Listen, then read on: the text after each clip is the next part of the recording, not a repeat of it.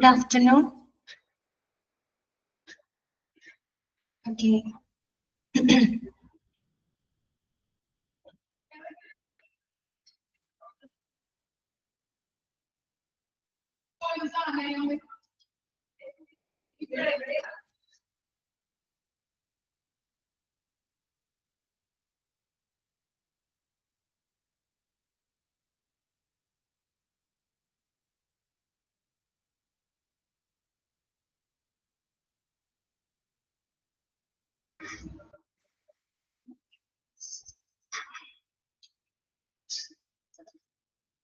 Okay.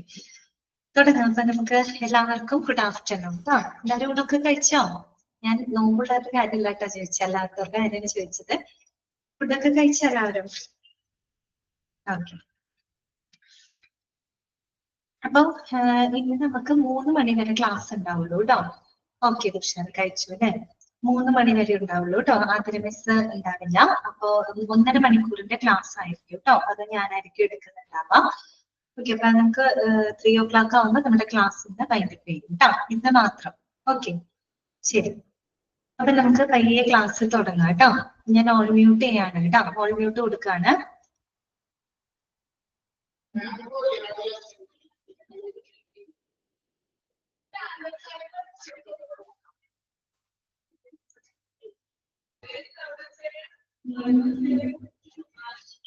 അപ്പൊ നമ്മള് കഴിഞ്ഞ ദിവസം അല്ലെ, ഇന്നലത്തെ ക്ലാസ്സിൽ നമ്മള് കുറെ കാര്യങ്ങളൊക്കെ പഠിച്ചു അല്ലെ. മെഡിക്കൽ റെക്കോർഡുമായിട്ട് ബന്ധപ്പെട്ട കുറച്ച് കാര്യങ്ങളൊക്കെ നമ്മൾ പറഞ്ഞു അല്ലെ. സപ്ലൈ ഓഫ് റെക്കോർഡ്സ് പറഞ്ഞു. ഓർമ്മയുണ്ടല്ലോ അല്ലെ, എന്തൊക്കെ കാര്യങ്ങൾക്കാണ് നമ്മൾ മെഡിക്കൽ റെക്കോർഡ്സ് സപ്ലൈ ചെയ്യുന്നത്. 4 സാഹചര്യങ്ങൾ പറഞ്ഞു. സപ്ലൈ ചെയ്യാൻ പാടില്ലാത്ത 2 സാഹചര്യം പറഞ്ഞു അല്ലെ. മെഡിക്കൽ എഡ്യൂക്കേഷൻ ആൻഡ് റിസർച്ച് കേട്ടോ.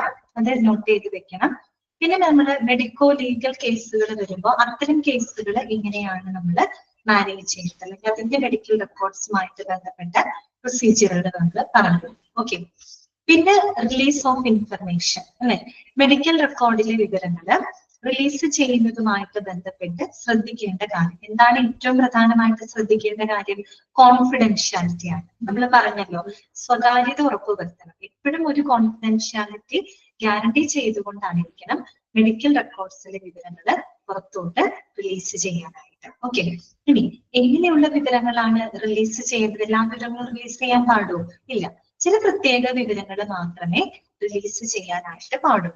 അപ്പൊ അങ്ങനെയുള്ള വിവരങ്ങൾ ഏതൊക്കെയാണെന്നൊക്കെ നമ്മൾ കണ്ടു അല്ലെ. ചില കണ്ടീഷൻസ്, മെഡിക്കോ ലീഗൽ കണ്ടീഷൻസ് പറഞ്ഞു. പിന്നെ ട്രാൻസ്മിറ്റബിൾ ആയിട്ടുള്ള ഡിസീസസ് അല്ലെ, അങ്ങനെയുള്ളത് നമുക്ക് റിലീസ് ചെയ്യാം. പിന്നെ ഈ പറയുന്ന ജനനം, മരണം, ശിശുമരണങ്ങള്, അങ്ങനെയുള്ള ഇവന്റ്സുകൾ നമുക്ക് റിലീസ് ചെയ്യാം. പിന്നെ കോർട്ട് ഓർഡർ അല്ലെ. ഇപ്പൊ കോർട്ട് ഓർഡർ വന്നിട്ട് അതിനെന്തെങ്കിലും നമുക്കൊരു കോർട്ട് ഓർഡർ വരുമ്പോൾ അതിന്റെ റെസ്പോൺസ് എന്ന രീതിയിൽ മെഡിക്കൽ റെക്കോർഡ്സിലെ വിവരങ്ങൾ നമുക്ക് റിലീസ് ചെയ്യാം. അങ്ങനെ 4 സാഹചര്യങ്ങൾ നമ്മൾ പറഞ്ഞു. അതൊഴിച്ചുകൊണ്ടുള്ള കാര്യങ്ങൾ, വിവരങ്ങൾ നമ്മൾ റിലീസ് ചെയ്യാനായിട്ട് പാടില്ല കേട്ടോ. ഓക്കെ. ഇങ്ങനെയുള്ള കാര്യങ്ങളാണെങ്കിലും അത് റിലീസ് ചെയ്യുമ്പോൾ രോഗിയുടെ ആ ഒരു പ്രൈവസി കീപ്പ് ചെയ്തിട്ട് വേണം റിലീസ് ചെയ്യാനായിട്ട്. ഓക്കെ. പിന്നെ നമ്മൾ പറഞ്ഞത് കണ്ടന്റിനെ പറ്റിയാണ് അല്ലെ. മെഡിക്കൽ റെക്കോർഡ്സിന്റെ കണ്ടന്റുമായിട്ട് ബന്ധപ്പെട്ട കാര്യം. എന്തൊക്കെ കണ്ടന്റുകളാണ് ഒരു മെഡിക്കൽ റെക്കോർഡിനകത്ത് നമ്മൾ ഉൾപ്പെടുത്തുന്നത്? അപ്പൊ നമ്മൾ പറഞ്ഞതിന് 2 കാറ്റഗറി ആയിട്ട് തിരിച്ചു വേണം മനസ്സിലാക്കാനായിട്ട് അല്ലെ. ഒന്നാമത്തെ കാറ്റഗറി എന്ന് പറയുന്നത് ഡാറ്റ റിലേറ്റഡ് വിത്ത് അഡ്മിനിസ്ട്രേഷൻ അല്ലെ. എന്ന് പറഞ്ഞാൽ അഡ്മിനിസ്ട്രേഷൻ വിഭാഗവുമായിട്ട് ബന്ധപ്പെട്ട വിവരങ്ങൾ എന്ന് പറഞ്ഞാൽ അത്തരം വിവരങ്ങൾ അഡ്മിനിസ്ട്രേഷൻ ആണ്, അല്ലെങ്കിൽ ആ ഒരു മാനേജ്മെന്റ് അഡ്മിനിസ്ട്രേഷനുമായിട്ട് ബന്ധപ്പെട്ട കുറച്ച് ഡാറ്റകളുണ്ട്. അതിൽ നമ്മൾ പറഞ്ഞു അഡ്മിഷൻ ചാർജ് റെക്കോർഡ്. ഓക്കെ. അതുപോലെ അറ്റസ്റ്റേഷൻ സ്റ്റേറ്റ്മെന്റുകൾ. അതൊരു ഡോക്ടറോ നഴ്സോ ഒന്നും അല്ലാതെ ചെയ്യുന്നത്. പകരം എന്താണ്? അഡ്മിനിസ്ട്രേഷൻ വിഭാഗമാണ് അങ്ങനെയുള്ള കാര്യങ്ങളൊക്കെ ചെയ്യുന്നത് അല്ലെ. കണ്ടീഷൻ ഓഫ് അഡ്മിഷൻ നമ്മൾ പറഞ്ഞു അല്ലെ. അപ്പൊ എപ്പോഴും നമ്മൾ ആ ഒരു അഡ്മിഷൻ ഉണ്ടായ സാഹചര്യം, അല്ലെങ്കിൽ ആ ഒരു അഡ്മിഷന്റെ ടേംസ് ആൻഡ് കണ്ടീഷൻസ് അല്ലെ, അത് നമ്മൾ പറഞ്ഞു. എവിടെയാണത് നമ്മൾ എഴുതുന്നത്? അഡ്മിഷൻ ഫോമിന്റെ അല്ലെങ്കിൽ ഡിസ്ചാർജ് ഫോമിന്റെ റിവേഴ്സ് സൈഡിലായിട്ട് അല്ലെ, ബാക്ക് സൈഡിലായിട്ടാണ് നമ്മൾ ആ ഒരു കണ്ടീഷൻസ് ഒക്കെ എഴുതുന്നത്. ഓക്കെ.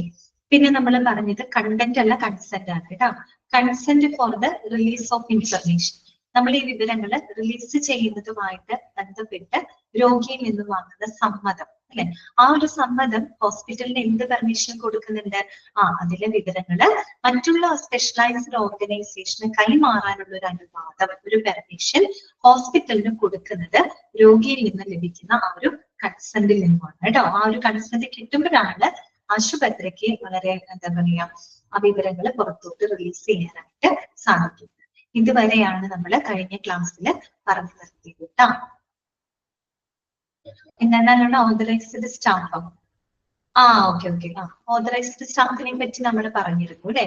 അതായത് ഓതറൈസ്ഡ് ആയിട്ടുള്ള ആളുകൾക്ക് മാത്രമേ എന്ത് ചെയ്യാനായിട്ട് പാടുള്ളൂ? ഓക്കെ, വിവരങ്ങള് റിലീസ് ചെയ്യാനായിട്ട് നമ്മൾ പാടുള്ളൂ. അത് നമ്മൾ നേരത്തെ ഇന്നലെ പറഞ്ഞിരുന്നു അല്ലെ? ഓതറൈസ്ഡ് സ്റ്റാഫുകൾ ആരൊക്കെയാണ് എന്നൊക്കെ നമ്മൾ കണ്ടിരുന്നു. ഓക്കെ, അത്രേ ഉള്ളൂ കേട്ടോ. ഇനി നമുക്ക് പറയാനുള്ളത് സ്പെഷ്യൽ കൺസെന്റ് ആണ് കേട്ടോ. സ്പെഷ്യൽ കൺസെന്റ് ആണ്. ഇന്നലത്തെ ക്ലാസ് നിങ്ങൾ വായിച്ചു എന്ന് ഞാൻ വിചാരിക്കുന്നു കേട്ടോ. ഡെയിലി വായിക്കണം കേട്ടോ. ഓക്കെ, അടുത്തതാണ് സ്പെഷ്യൽ കൺസെന്റ്. പ്രത്യേകമായിട്ട് വാങ്ങുന്ന ചില കൺസെന്റുകൾ. അപ്പൊ പ്രത്യേകം എന്ന് പറയുമ്പോൾ എന്തായിരിക്കും ഉദ്ദേശിക്കുന്നത്? എന്തായിരിക്കും അവിടെ മീൻ ചെയ്യുന്നത്? ഇപ്പൊ നമുക്ക് എന്തെങ്കിലും സർജറി വേണ്ടി വന്നു, അല്ലെങ്കിൽ നമ്മൾ നോൺ റൂട്ടീൻ ആയിട്ട് പതിവായിട്ട് ചെയ്യുന്ന കാര്യങ്ങളല്ല, ചില സന്ദർഭങ്ങളിൽ ചില പ്രത്യേക സാഹചര്യങ്ങളിൽ നമുക്ക് എന്തെങ്കിലും ചികിത്സകളോ അല്ലെങ്കിൽ നടപടിക്രമങ്ങളോ രോഗിയിൽ ചെയ്യണമെന്നുണ്ടെങ്കിൽ എന്ത് വേണ്ടി വരും? നമുക്ക് ആ ഒരു രോഗിയുടെ സ്പെഷ്യൽ കൺസെന്റ് നമുക്ക് ആവശ്യമായിട്ട് വരും അല്ലെ? അതുപോലെ നമ്മൾ സിസേറിയനൊക്കെ ചെയ്യുന്ന സമയത്ത് എന്ത് ചെയ്യും? ഹസ്ബൻഡിന്റെ ആ ഒരു കൺസെന്റ് വാങ്ങാറുണ്ട് ഇല്ലേ? ചെയ്യാറുണ്ട്. ഓക്കെ, അതെന്നൊക്കെ പറയുന്ന നോൺ റൂട്ടീൻ ആയിട്ട് വരുന്ന ചില സിറ്റുവേഷൻസ് ആണ് അല്ലെ? അത്രയുള്ള അവിടെ ഉദ്ദേശിക്കുന്നത് കേട്ടോ. Special consent needed for any non-routine diagnostic. Chapter medical records കേട്ടോ. വിഘ്നേഷ് ക്ലാസ്സിൽ ഉണ്ടായിരുന്നില്ല, കുറച്ച് ദിവസമായിട്ട് കണ്ടില്ല. ഓക്കെ, മെഡിക്കൽ റെക്കോർഡ്സ് കേട്ടോ, അതാണ് നമ്മൾ എടുക്കുന്ന ചാപ്റ്റർ. ഓക്കെ, ഈ നമ്മൾ ഇടയ്ക്ക് മിസ്സായിട്ട് ക്ലാസ്സിൽ കയറുമ്പോൾ മുൻപെടുത്ത കാര്യങ്ങളൊക്കെ നിങ്ങൾക്ക് മിസ്സായി പോകും കേട്ടോ. അപ്പൊ അങ്ങനെയുള്ളവര് റെക്കോർഡഡ് ക്ലാസ് കാണണം കേട്ടോ. നമ്മൾ പിന്നീട് ക്ലാസ്സിൽ റിപ്പീറ്റ് ചെയ്യില്ല, റെക്കോർഡഡ് ക്ലാസ് കാണണം. എല്ലാവർക്കും പല സാഹചര്യങ്ങൾ കാരണം കൊണ്ട് ചിലപ്പോ ഡെയിലി ചിലപ്പോൾ ക്ലാസ് കയറാൻ പറ്റിയെന്ന് വരില്ല, അതൊക്കെ സ്വാഭാവികമാണ്. അപ്പൊ നമ്മൾ മിസ്സായ ക്ലാസ്സുകൾ നിങ്ങൾ റെക്കോർഡഡ് ക്ലാസ് കാണാനായിട്ട് ശ്രമിക്കും കേട്ടോ. ആ ഒരു കണ്ടിന്യൂറ്റി നഷ്ടം. പെട്ടെന്ന് കയറുമ്പോൾ നമ്മൾ പറയുന്ന കാര്യങ്ങൾ കേൾക്കുമ്പോൾ നിങ്ങൾക്ക് ചിലപ്പോൾ മനസ്സിലായില്ല കേട്ടോ. അത് ക്ലാസ് മിസ്സാവുന്നത് കൊണ്ടാണ് കേട്ടോ. ഓക്കെ, അതൊക്കെ ഒന്ന് ശ്രദ്ധിക്കണേ. നോക്കാം നമുക്ക്. Special consents needed for any non-routine diagnostic therapeutic procedures done on the patient. എപ്പോഴാണ് നമുക്ക് തേർഡ് മൊഡ്യൂൾ കേട്ടോ. മൂന്നാമത്തെ മൊഡ്യൂൾ കേട്ടോ. ഓക്കെ, അപ്പൊ നോക്കാം എപ്പോഴാണ് നമുക്ക് സ്പെഷ്യൽ കൺസെന്റ് ആവശ്യമായിട്ട് വരുന്നത്? ഏതെങ്കിലും നോൺ റൂട്ടീൻ ആയിട്ടുള്ള പതിവല്ലാത്തതുള്ള ഡയഗ്നോസ്റ്റിക് അല്ലെങ്കിൽ തെറാപ്യൂട്ടിക് പ്രൊസീജിയറുകൾ പേഷ്യന്റിന് ചെയ്യുമ്പോൾ നമുക്ക് എന്ത് ആവശ്യമായിട്ട് വരും? സ്പെഷ്യൽ കൺസെന്റുകൾ ആവശ്യമായിട്ട് വരും. ഓക്കെ, ചിലപ്പോൾ നിങ്ങളോട് ചോദിക്കാം dash is required for the any non routine diagnostic therapeutic procedures done on the patient. ഓപ്ഷൻസിൽ പലതും കാണും. എന്താണ് അവിടെ ആവശ്യമായിട്ട് വരുന്നത്? സ്പെഷ്യൽ കൺസെന്റ് ആണ് കേട്ടോ. Okay, this gives return proof that the patient agrees to the procedure recorded in on the form. അല്ലെ? അപ്പൊ അവരെന്താണ് ഇതൊരു റിട്ടേൺ പ്രൂഫാണ് അല്ലെ? ഒരു റിട്ടേൺ പ്രൂഫാണ്. അത് എന്തിനുള്ള അനുവാദമാണ് തരുന്നത്? ആ ഒരു ഫോമിന് പറയുന്ന പ്രൊസീജിയർ ചെയ്യാനായിട്ട് ആ ഒരു രോഗി തയ്യാറാണ്, അല്ലെങ്കിൽ അയാളുടെ ഒരു സമ്മതം അറിയിച്ചുകൊണ്ടുള്ള ഒരു റിട്ടേൺ പ്രൂഫാണ് അല്ലെ? സ്പെഷ്യൽ കൺസെന്റ് എന്ന് പറഞ്ഞാൽ എന്താണ്? ഇറ്റ് ഇസ് എ റിട്ടേൺ പ്രൂഫാണ്, ഒരു എഴുതപ്പെട്ട ഒരു പ്രൂഫാണ്. എന്തിനുള്ള പ്രൂഫാണ് അത്? ആ ഫോമിൽ രേഖപ്പെടുത്തിയിട്ടുള്ള ആ ഒരു പ്രൊസീജിയർ ചെയ്യാനായിട്ട് ആ ഒരു പേഷ്യന്റ് തയ്യാറാണ്, അല്ലെങ്കിൽ അയാൾക്ക് സമ്മതമാണ് എന്നറിയിച്ചുകൊണ്ടുള്ള ഒരു റിട്ടേൺ പ്രൂഫാണ് അല്ലെ സ്പെഷ്യൽ കൺസെന്റ് എന്ന് പറയുന്നത്. ഇനി നോക്കിക്കേ, condition of participation require that medical staff bylaws and rules regulations states that a surgical operation may be executed only on the consent of the patient or legal representative accepted in emergencies. അതൊന്നും underline ചെയ്യണം കേട്ടോ. അതൊരു point ആണ് പറയുന്നത്. Condition of participation that the medical staff bylaws and rules regulation states that. അതായത് condition of participation എന്ന് പറയുമ്പോൾ കൃത്യമായിട്ടുള്ള ചില റൂൾസ് ആൻഡ് റെഗുലേഷൻസ് ഉണ്ടല്ലേ. നമുക്കറിയാം എല്ലാവിധ ആരോഗ്യ പരിചരണ സേവനങ്ങളും കൃത്യമായിട്ടുള്ള മാർഗനിർദ്ദേശങ്ങൾ അല്ലെങ്കിൽ എന്താ പറയാ ആ ഒരു സ്റ്റാൻഡേർഡ്സ് അല്ലെ, റെഗുലേഷൻ, റൂൾസ് ആൻഡ് റെഗുലേഷൻസിന് വിധേയമായിട്ടാണ് പ്രവർത്തിക്കുന്നത് അല്ലെ. ഏതൊരു സ്ഥാപനമാണെങ്കിലും ആ ഒരു സ്ഥാപനത്തിലെ എന്ത് പ്രവർത്തനങ്ങളാണെങ്കിൽ എന്താണ്, കൃത്യമായൊരു റൂൾസ് ആൻഡ് റെഗുലേഷൻ അല്ലെങ്കിൽ പോളിസികളുണ്ട്, ചട്ടങ്ങളുണ്ട് അല്ലെ, അതിന് വിധേയമായിക്കൊണ്ടാണ് പ്രവർത്തിക്കുന്നത്. അപ്പോ അത് പ്രകാരം മെഡിക്കൽ സ്റ്റാഫിന്റെ ബൈലോസ്, അവരുടെ റൂൾസ് ആൻഡ് റെഗുലേഷൻസ് എന്താണ്, ആക്സെപ്റ്റ് ഇൻ എമർജൻസീസ് കേട്ടോ, ആക്സെപ്റ്റ് ഇൻ എമർജൻസീസ് കേട്ടോ, ഇങ്ങനെയാണ് പറഞ്ഞത്. ഓക്കെ, ഇത് ഒന്ന് ശ്രദ്ധിച്ച് കേൾക്കാം. എന്താണ് ഉദ്ദേശിക്കുന്നത്? ഈ പറയുന്ന മെഡിക്കൽ സ്റ്റാഫ് ബൈലോസ് അതുപോലെ തന്നെ റൂൾസ് ആൻഡ് റെഗുലേഷൻസ് എന്താണ് പറയുന്നത്?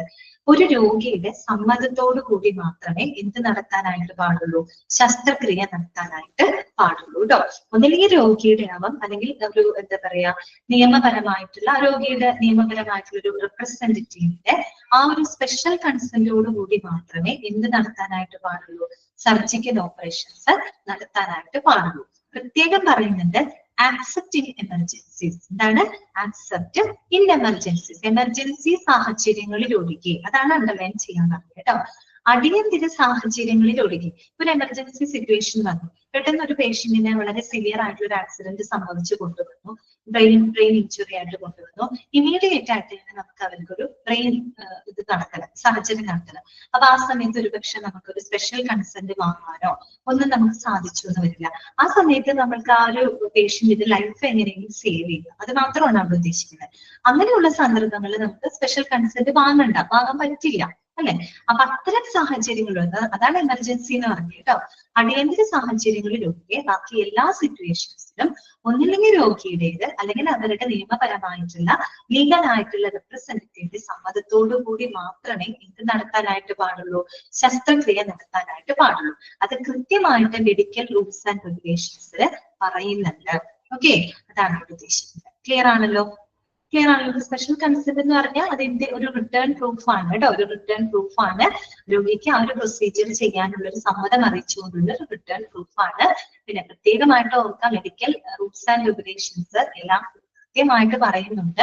എമർജൻസി സാഹചര്യങ്ങളിൽ ഒഴികെ ബാക്കി എല്ലാ സിറ്റുവേഷൻസിലും രോഗിയുടെയോ അല്ലെങ്കിൽ അവരുടെ ലീഗൽ റെപ്രസെന്റേറ്റീവിന്റെയോ സമ്മതത്തോടു കൂടി മാത്രമേ സർജിക്കൽ പ്രൊസീജിയറുകൾ നടത്താനായിട്ട് പാടുള്ളൂ.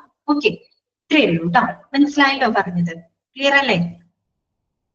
ഓക്കെ അല്ലേ? നിങ്ങൾക്ക് ഒന്നുമില്ലല്ലോ, സിമ്പിൾ ആയിട്ടുള്ള കാര്യമല്ലേ പറഞ്ഞത്? വേറെ കൂടുതൽ തല പോക്കാൻ മാത്രമൊന്നുമില്ല കേട്ടാ. ഓക്കെ, ഇത്രയുമാണ് എന്തുമായിട്ട് ഇത് നമ്മൾ പറഞ്ഞ കണ്ടന്റ് ആണ് കേട്ടോ. എന്തുമായിട്ട് ബന്ധപ്പെട്ട കണ്ടന്റ് ആണ്? ഡാറ്റ റിലേറ്റഡ് വിത്ത് അഡ്മിനിസ്ട്രേഷൻ കേട്ടോ. അഡ്മിനിസ്ട്രേഷനുമായിട്ട് ബന്ധപ്പെട്ട ഡാറ്റ, അതാണ് ഒരു കണ്ടന്റ് അല്ലെ. അത്രയും കാര്യങ്ങളാണ് നമ്മളിപ്പോ കണ്ടത്. ഇനി നമുക്ക് രണ്ടാമത്തെ ഒരു കാറ്റഗറി കൂടി ഉണ്ട് അല്ലെ. ഏതാണ് രണ്ടാമത്തെ കാറ്റഗറി? Clinical data. എന്താണ്? Clinical data. അപ്പൊ നമ്മൾ നേരത്തെ കണ്ടത് നോൺ ക്ലിനിക്കൽ ആയിട്ടുള്ള ഡാറ്റയാണ്. That means data related with administration എന്ന് പറയുന്ന ഒരു കാറ്റഗറിയാണ്. ഇനി നമുക്ക് കാണാനുള്ളത് ക്ലിനിക്കൽ ഡാറ്റയാണ്. ഇത് എളുപ്പമാണ് കേട്ടോ. അതിൽ നമുക്ക് കുഞ്ഞു കുഞ്ഞു ചോദ്യങ്ങൾ വേണമെങ്കിൽ ഇഷ്ടം പോലെ ഒബ്ജക്റ്റീവ് ആയിട്ട് ചോദിക്കാം. അപ്പൊ അതുകൊണ്ട് തന്നെ അത് കൃത്യമായിട്ട് പഠിച്ചു കഴിഞ്ഞു കേട്ടോ. നമുക്കറിയാവുന്നതാണ്, നമ്മളൊക്കെ ഹോസ്പിറ്റലിൽ പോകുന്ന ആൾക്കാരാണ്, നമുക്കറിയാവുന്ന കാര്യങ്ങളൊക്കെ തന്നെയാണ് കേട്ടോ. ഓക്കെ, നോക്കാം നമുക്ക് ക്ലിനിക്കൽ ഡാറ്റ. ഫസ്റ്റ് ഒരു 10-22 നമുക്ക് പഠിക്കാനുണ്ട്. ഒന്നാമത്തെ എന്താണ്? അഡ്മിഷൻ ഓർ ഡിസ്ചാർജ് റെക്കോർഡ് കേട്ടോ. അഡ്മിഷൻ ഓർ ഡിസ്ചാർജ് റെക്കോർഡ് അഥവാ ഡിസ്ചാർജ് റിപ്പോർട്ട്. പിന്നെ മെഡിക്കൽ ഹിസ്റ്ററി, ഇതൊക്കെ ക്ലിനിക്കൽ ഡാറ്റയാണ് കേട്ടോ. മെഡിക്കൽ ഹിസ്റ്ററി എന്ന് വെച്ചാൽ അവിടെ അത് ഈ പറയുന്ന ഹെൽത്ത് കെയർ പ്രൊഫഷണൽസ്, ഡോക്ടർമാര്, നഴ്സുമാര്, മറ്റുള്ള ട്രീറ്റ്മെന്റ്, ഡയഗ്നോസ്റ്റിക് ടെക്നിക്സ്, അതെല്ലാം ഉൾപ്പെടുന്നതാണ് ക്ലിനിക്കൽ ഡാറ്റ എന്ന് പറയുന്നത് അല്ലെ. അതിനകത്ത് വരുന്നതൊക്കെയാണ് മെഡിക്കൽ ഹിസ്റ്ററി, അതുപോലെ ഫിസിക്കൽ എക്സാമിനേഷൻസ്, പിന്നെ എന്താണ് ഫിസിഷ്യൻസ് ഓർഡർ എന്ന് എഴുതി ചേർക്കണം കേട്ടോ. അവിടെ ഫിസിഷ്യൻസ് എന്ന് മാത്രമേ ഉള്ളൂ, ഓർഡറിന് എഴുതി ചേർക്കണം കേട്ടോ. ഫിസിഷ്യൻസ് ഓർഡർ, ORDER, ഓർഡർ കേട്ടോ. ഡോക്ടർക്ക് ഒരു ഓർഡർ കേട്ടോ, അതാണ് ഉദ്ദേശിക്കുന്നത്. Physicians order. പിന്നെ അഞ്ചാമത്തെ എന്താണ്? പ്രോഗ്രസ് നോട്ട്സ്, പിന്നെ പാത്തോളജി റിപ്പോർട്ട്സ്, റേഡിയോളജി റിപ്പോർട്ട്സ്, പിന്നെ എന്താണ് ഇലക്ട്രോ കാർഡിയോഗ്രാഫ് റിപ്പോർട്ട് അല്ലെ, ECG report. Okay, electro cardiograph report, consultation report, operative data. Operative data എന്ന് പറയുമ്പോൾ ഓപ്പറേഷൻ, സർജറി ഒക്കെ ചെയ്യില്ല, അപ്പൊ അതുമായിട്ട് ബന്ധപ്പെട്ട വിവരങ്ങളാണ് കേട്ടോ അവിടെ ഉദ്ദേശിക്കുന്നത്. Operative data. പിന്നെന്താണ്?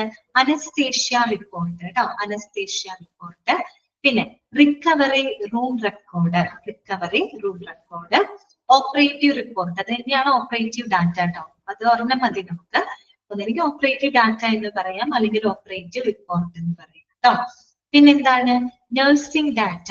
Okay, nursing data, nurses notes, അതൊക്കെ സെയിം ആണ് കേട്ടോ. Nursing data, nurses notes, TPR graphic chart, ഇതൊക്കെ ക്ലിനിക്കൽ ഡാറ്റയിൽ വരുന്നതാണ് കേട്ടോ. TPR graphic chart, medication sheet, diet chart, പിന്നെന്താണ് ഫിസിക്കൽ തെറാപ്പി റിപ്പോർട്ട്. ഇപ്പൊ ഫിസിയോതെറാപ്പി ഒക്കെ ചെയ്യുന്നതാണ് കേട്ടോ.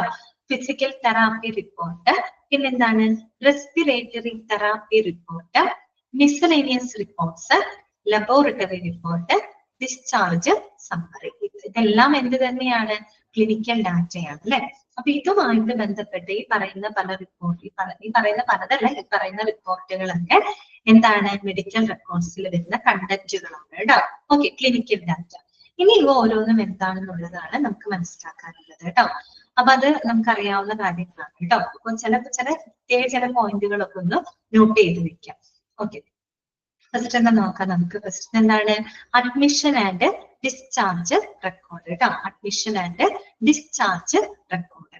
അപ്പൊ ഒരു കാര്യം നിങ്ങൾ ശ്രദ്ധിക്കണം, നമ്മൾ മറ്റേത് ഡാറ്റ റിലേറ്റഡ് വിത്ത് അഡ്മിനിസ്ട്രേഷനകത്തും ഒരു അഡ്മിഷൻ ഡിസ്ചാർജ് റിപ്പോർട്ട് പറയുന്നുണ്ട് കേട്ടോ.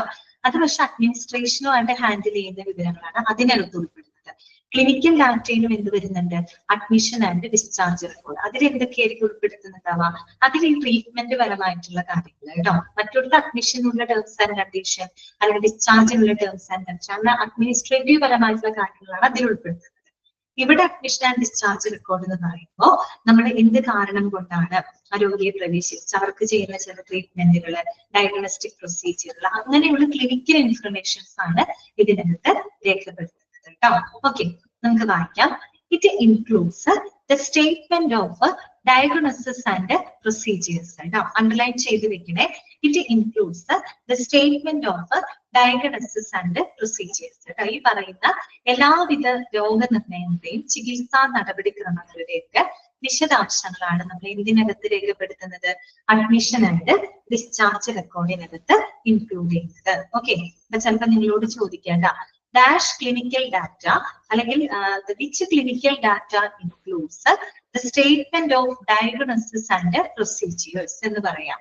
അതായത് ഏത് ക്ലിനിക്കൽ ഡാറ്റയിലാണ് ഈ പറയുന്ന രോഗനിർണയങ്ങളുടെയും ചികിത്സാ നടപടിക്രമങ്ങളുടെയും വിശദാംശങ്ങൾ ഉൾക്കൊള്ളുന്നത്. ഒരു മിനിറ്റ്.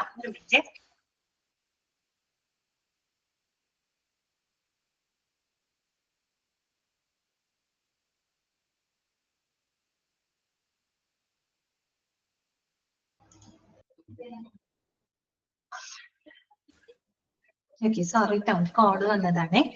ഓക്കെ, അതുകൊണ്ടാണ് കേട്ടോ. അപ്പൊ എന്താണ് അങ്ങനെ ചോദിക്കാം. Which clinical data includes the statement of diagnosis and procedures കേട്ടോ. ഈ പറയുന്ന രോഗനിർണയങ്ങളുടെയും ചികിത്സാ നടപടിക്രമങ്ങളുടെയും വിശദാംശങ്ങൾ ഉൾക്കൊള്ളുന്ന ക്ലിനിക്കൽ ഡാറ്റ കണ്ടന്റ് ഏതാണ് എന്ന് ചോദിച്ചാൽ നിങ്ങൾ എന്ത് പറയുന്നത്? അഡ്മിഷൻ ആൻഡ് ഡിസ്ചാർജ് റെക്കോർഡാണ് കേട്ടോ. അതിനകത്താണ് അത് ഉൾപ്പെടുത്തുന്നത്. പിന്നെ നോക്കിയേ, the attending physician is liable for giving and authenticating the information. അവിടെ ഫുൾ സ്റ്റോപ്പ് കൊടുക്കുക കേട്ടോ. Attending physician is liable for giving and authenticating the information. ആർക്കാണ് ഇങ്ങനെയുള്ള വിവരങ്ങൾ ഓതന്റിക്കേറ്റ് ചെയ്യുക അല്ലെ? ഓതന്റിക്കേറ്റ് ചെയ്യാന്ന് വെച്ചാൽ എന്താണ്? നമ്മൾ പറയുക ആധികാരിക, ജെന്യുവിനിറ്റി അല്ലെ? ആ ഒരു വിവരങ്ങളുടെ ജെന്യുവിനിറ്റി, അതിന്റെ ഒരു വിശ്വാസ്യത അല്ലെ, അത് ഉറപ്പാക്കേണ്ടത് ആ ഒരു ഓതന്റിക്കേറ്റ് ചെയ്യുന്നത് ആരാണ്? അവര് ട്രീറ്റ് ചെയ്യുന്ന ഫിസിഷ്യൻ ആണ് അല്ലെ? അറ്റൻഡിംഗ് ഫിസിഷ്യൻ ആണ് എന്ത് ചെയ്യേണ്ടത്? ഇങ്ങനെയുള്ള ഡയഗ്നോസിസ് പ്രൊസീജിയറുകൾ, ട്രീറ്റ്മെന്റ് പ്രൊസീജിയറുകളുടെ ഓതന്റിക്കേറ്റ് ചെയ്യേണ്ടത് ആരാണ്? അറ്റൻഡ് ചെയ്യുന്ന ഫിസിഷ്യൻ ആണ്, അത് ചികിത്സിക്കുന്ന ഡോക്ടറാണ് കേട്ടോ. ഓക്കെ, അത് ഓർത്ത് വയ്ക്കാം. പിന്നെ എന്താണ്? അവർക്ക് നേരിട്ട് ചെയ്യാൻ പറ്റുള്ളൂ, അവരാണ് ട്രീറ്റ്മെന്റും പ്രൊസീജിയറുകളൊക്കെ കൊടുക്കുന്നത്. ഓക്കെ, പിന്നെന്താണ്? ഓൾ ഡയഗ്നോസിസ് ആൻഡ് പ്രൊസീജിയേഴ്സ്, മീനൊന്നും വേണ്ട കേട്ടോ, മീൻ കയറി വന്നേക്കുന്നതാണ്, അത് വിട്ടിടണേ. All diagnosis and procedures well written in full without symbols and abbreviation. ഇനി ഇങ്ങനെയുള്ള വിശദാംശങ്ങൾ നമ്മൾ എന്താണ്, പ്രത്യേകിച്ച് സിംബലുകളോ ചുരുക്കെഴുത്തുകളോ ഒന്നും ഉപയോഗിക്കാതെ വളരെ വ്യക്തമായിട്ടും പൂർണ്ണമായിട്ടും വേണം രേഖപ്പെടുത്തി വെക്കാനായിട്ട് കേട്ടോ. അല്ലാണ്ട് ഇങ്ങനെ തോന്നിയ രീതിയിൽ ഒരു കോഡിങ്ങോ അല്ലെങ്കിൽ ഒരു അബ്രീവിയേഷനോ അങ്ങനെയൊന്നും അവിടെ യൂസ് ചെയ്യരുത്. ഡയഗ്നോസിസ് പ്രൊസീജിയറും കാര്യങ്ങളൊക്കെ സിംബൽസുകളോ അബ്രീവിയേഷൻസോ ഒന്നും ഉപയോഗിച്ച് രേഖപ്പെടുത്തരുത്. അവരെ പൂർണ്ണമായിട്ട് അത് അവർ പറയുന്നുണ്ട് വെൽ റിട്ടൺ ഇൻ ഫുൾ എന്നാണ് പറയുന്നത്. പൂർണ്ണമായിട്ടും വ്യക്തമായിട്ടും സിംബലുകളോ ചുരുക്കെഴുത്തുകളോ ഒന്നും ഉപയോഗിക്കാതെ തന്നെ വളരെ വിശദമായിട്ട് തന്നെ ഡയഗ്നോസിസ് പ്രൊസീജിയറുകൾ അതിനകത്ത് രേഖപ്പെടുത്തിയിരിക്കണം. ഓക്കെ, മനസ്സിലാക്കി വെക്കേണ്ട കാര്യമുള്ളൂ കേട്ടോ. അപ്പൊ ക്ലിനിക്കൽ ഡാറ്റ ആദ്യം നമ്മൾ പറയുന്നത് അഡ്മിഷൻ ആൻഡ് ഡിസ്ചാർജ് റെക്കോർഡാണ്. അതിനകത്ത് എങ്ങനെയുള്ള വിവരങ്ങളാണ് നമ്മൾ ഉൾപ്പെടുത്തുന്നത്? രോഗിക്ക് കൊടുക്കുന്ന എല്ലാ രോഗനിർണയ ചികിത്സാ നടപടിക്രമങ്ങളുടെ വിശദാംശങ്ങളാണ് നമ്മൾ അതിനകത്ത് രേഖപ്പെടുത്തുന്നത്. ഇനി അങ്ങനെയുള്ള വിവരങ്ങൾ ആരാണ് രേഖപ്പെടുത്തുന്നത്? ആർക്കാണ് അതിനുള്ള ഉത്തരവാദിത്വം ഉള്ളത്? അറ്റൻഡ് ചെയ്യുന്ന ഡോക്ടർക്കാണ്, അല്ല അറ്റൻഡിങ് ഫിസിഷ്യൻ ആണ് ഈ പറയുന്ന വിവരങ്ങൾ രേഖപ്പെടുത്തേണ്ടത്. ഇനി എങ്ങനെയാണ് അത് രേഖപ്പെടുത്തേണ്ടത്? സിംബൽസുകളോ അബ്രീവിയേഷൻസോ ഉപയോഗിക്കാതെ ഫുള്ളായിട്ട് വളരെ വ്യക്തമായിട്ടും പൂർണ്ണമായിട്ടും വേണം നമ്മൾ അങ്ങനെയുള്ള സ്റ്റേറ്റ്മെന്റുകൾ എഴുതി രേഖപ്പെടുത്താൻ. ഓക്കെ, ക്ലിയർ ആണല്ലോ? അത്രയും കേട്ടോ. ഇനി വായിച്ചാൽ മനസ്സിലാവും. Admission and discharge. ആദ്യത്തെ ക്ലിനിക്കൽ ഡാറ്റ കഴിഞ്ഞു കേട്ടോ. ഓക്കെ, രണ്ടാമത്തെ കേട്ടോ. രണ്ടാമത്തെ എന്താ നമ്മൾ പറഞ്ഞത്? മെഡിക്കൽ ഹിസ്റ്ററി ആണ് അല്ലെ? എന്താണ്? മെഡിക്കൽ ഹിസ്റ്ററിയാണ്. ഓക്കെ, എന്താണ് മെഡിക്കൽ ഹിസ്റ്ററി എന്ന് പറയുന്നത്? നമ്മൾ സാധാരണ ഒരു അസുഖമൊക്കെ വരുമ്പോ, പ്രത്യേകിച്ച് നമ്മൾ അലർജിക് ആയിട്ടുള്ള അസുഖങ്ങളൊക്കെ വരുമ്പോൾ അല്ല ശ്വാസം മുട്ടലോ അല്ലെങ്കിൽ വല്ല ചുമയോ അങ്ങനെയൊക്കെ ആയിട്ട് നമ്മൾ ഡോക്ടറെ അടുത്ത് പോകുമ്പോൾ എന്തായാലും ഡോക്ടർ നമ്മളോട് ചോദ്യം ചോദിക്കും അല്ലെ, നമ്മുടെ ഫാമിലിയിൽ ആർക്കെങ്കിലും ഇങ്ങനെ ഒരു സംഭവം ഉണ്ടോ അല്ലെങ്കിൽ ഇങ്ങനെ ഒരു ഹിസ്റ്ററി ഉണ്ടോ എന്ന് ചോദിക്കാൻ. പ്രത്യേകിച്ച് ആസ്മയൊക്കെ ആയിട്ട് ചെന്ന് നോക്കി ഡോക്ടർ എന്തായാലും നമ്മളോട് ചോദിക്കും അല്ലെ, നിങ്ങൾക്ക് ആർക്കെങ്കിലും പാരമ്പര്യമായിട്ട് അല്ലെങ്കിൽ വീട്ടിൽ ആർക്കെങ്കിലും ഒക്കെ ഉണ്ടോ എന്നൊക്കെ നമ്മളോട് ചോദിക്കും. അതുകൂടാതെ ബാക്കി ഒരുപാട് വിവരങ്ങൾ അവര് നമ്മുടെ അടുത്ത് അന്വേഷിക്കും അല്ലെ. എന്തിനു വേണ്ടിയിട്ടാണ് അങ്ങനെയുള്ള വിവരങ്ങളൊക്കെ അത് ചോദിക്കുന്നത്? നമ്മുടെ മെഡിക്കൽ ഹിസ്റ്ററിയാണ്. അതെ ലെസ്സിന്, അതെ കറക്റ്റ് ആണ്. ആസ്മ ഷുഗർ ഒക്കെ വരുമ്പോൾ ചോദിക്കും, കൊളസ്ട്രോൾ ഒക്കെ വരുമ്പോൾ ചോദിക്കും അല്ലെ, നിങ്ങളുടെ ഫാമിലിയിൽ വീട്ടിൽ ആർക്കെങ്കിലും ഉണ്ടോ എന്നൊക്കെ എന്തായാലും ചോദിക്കും ഡോക്ടർ. അതെന്താണ്? നമ്മുടെ മെഡിക്കൽ ഹിസ്റ്ററിയാണ് നോക്കുന്നത് അല്ലെ. നമ്മുടെ മെഡിക്കൽ ഹിസ്റ്ററി നോക്കിയിട്ട് അവരെന്താ അതിലൂടെ ചെയ്യുന്നത്? ഒരു പ്രാഥമികമായിട്ടുള്ള ഒരു രോഗനിർണയമാണ് അവർ ഡോക്ടർ നടത്തുന്നത് അല്ലെ. പ്രാഥമികമായിട്ടൊരു പ്രൈമറി ഡയഗ്നോസിസ് ആണ് അതിലൂടെ അവര് നടത്തുന്നത്. ശരിയല്ലേ? ഒരു മെഡിക്കൽ ഹിസ്റ്ററിയിലൂടെ, മെഡിക്കൽ ഹിസ്റ്ററി അവർ ചോദിച്ച് മനസ്സിലാക്കുന്നതിലൂടെ നമ്മുടെ രോഗത്തെ പറ്റിയുള്ള ഒരു പ്രൈമറി ഡയഗ്നോസിസ് ആണ് അവർ നടത്തുന്നത്. നമുക്കൊരു ഫൈനൽ കൺഫർമേഷൻ കൊടുക്കാൻ പറ്റില്ല. അതിന് കുറെ ടെസ്റ്റുകളും അല്ലെങ്കിൽ മറ്റു പല ഫിസിക്കൽ എക്സാമിനേഷനും ടെസ്റ്റിംഗ് ഒക്കെ നടത്തിയിട്ടേ നമുക്ക് രോഗനിർണയം ഫൈനലൈസ് ചെയ്യാൻ പറ്റുള്ളൂ. പക്ഷെ പ്രൈമറി ആയിട്ടുള്ള ഒരു രോഗനിർണയം നടത്തുന്നത് മെഡിക്കൽ ഹിസ്റ്ററി പരിശോധിച്ചിട്ടാണ്. അപ്പൊ ഇങ്ങനെ ഒരു ഡോക്ടർ അതൊക്കെ കേട്ട് കഴിയുമ്പോൾ ഡോക്ടർക്ക് ഒരു എന്താ അസംഷൻ വരും. ഓക്കെ, ഇന്ന കാരണം കൊണ്ടാണ് ഇതായിരിക്കാം ഇയാളുടെ അസുഖം, ഈ രീതിയിലുള്ളൊരു അവസ്ഥയായിരിക്കാം എന്ന് ഡോക്ടർ അസ്യൂം ചെയ്യും. ഓക്കെ, അപ്പൊ അത്രയേ ഉള്ളൂ. അതാണല്ലോ മെഡിക്കൽ ഹിസ്റ്ററി എന്നതുകൊണ്ട് ആലോചിച്ച് കറക്റ്റ് ആണ്. ഹെറിഡിറ്ററി ഡിസീസ് ഒക്കെ അല്ലെ, അങ്ങനെയാണ്. അപ്പൊ നോക്കാം എന്താണ് മെഡിക്കൽ ഹിസ്റ്ററി. നോക്കിക്കേ, the data physician uses to establish a preliminary provisional diagnosis on which to base the treatment of the patient. Underline ചെയ്യാം കേട്ടോ. എന്താണ് മെഡിക്കൽ ഹിസ്റ്ററി എന്നുള്ളതിന് കറക്റ്റ് ഒരു ഡെഫിനേഷൻ പോലെയാണ് അവിടെ കൊടുത്തേക്കുന്നത്. എന്താണ് മെഡിക്കൽ ഹിസ്റ്ററി എന്ന് പറഞ്ഞാല്?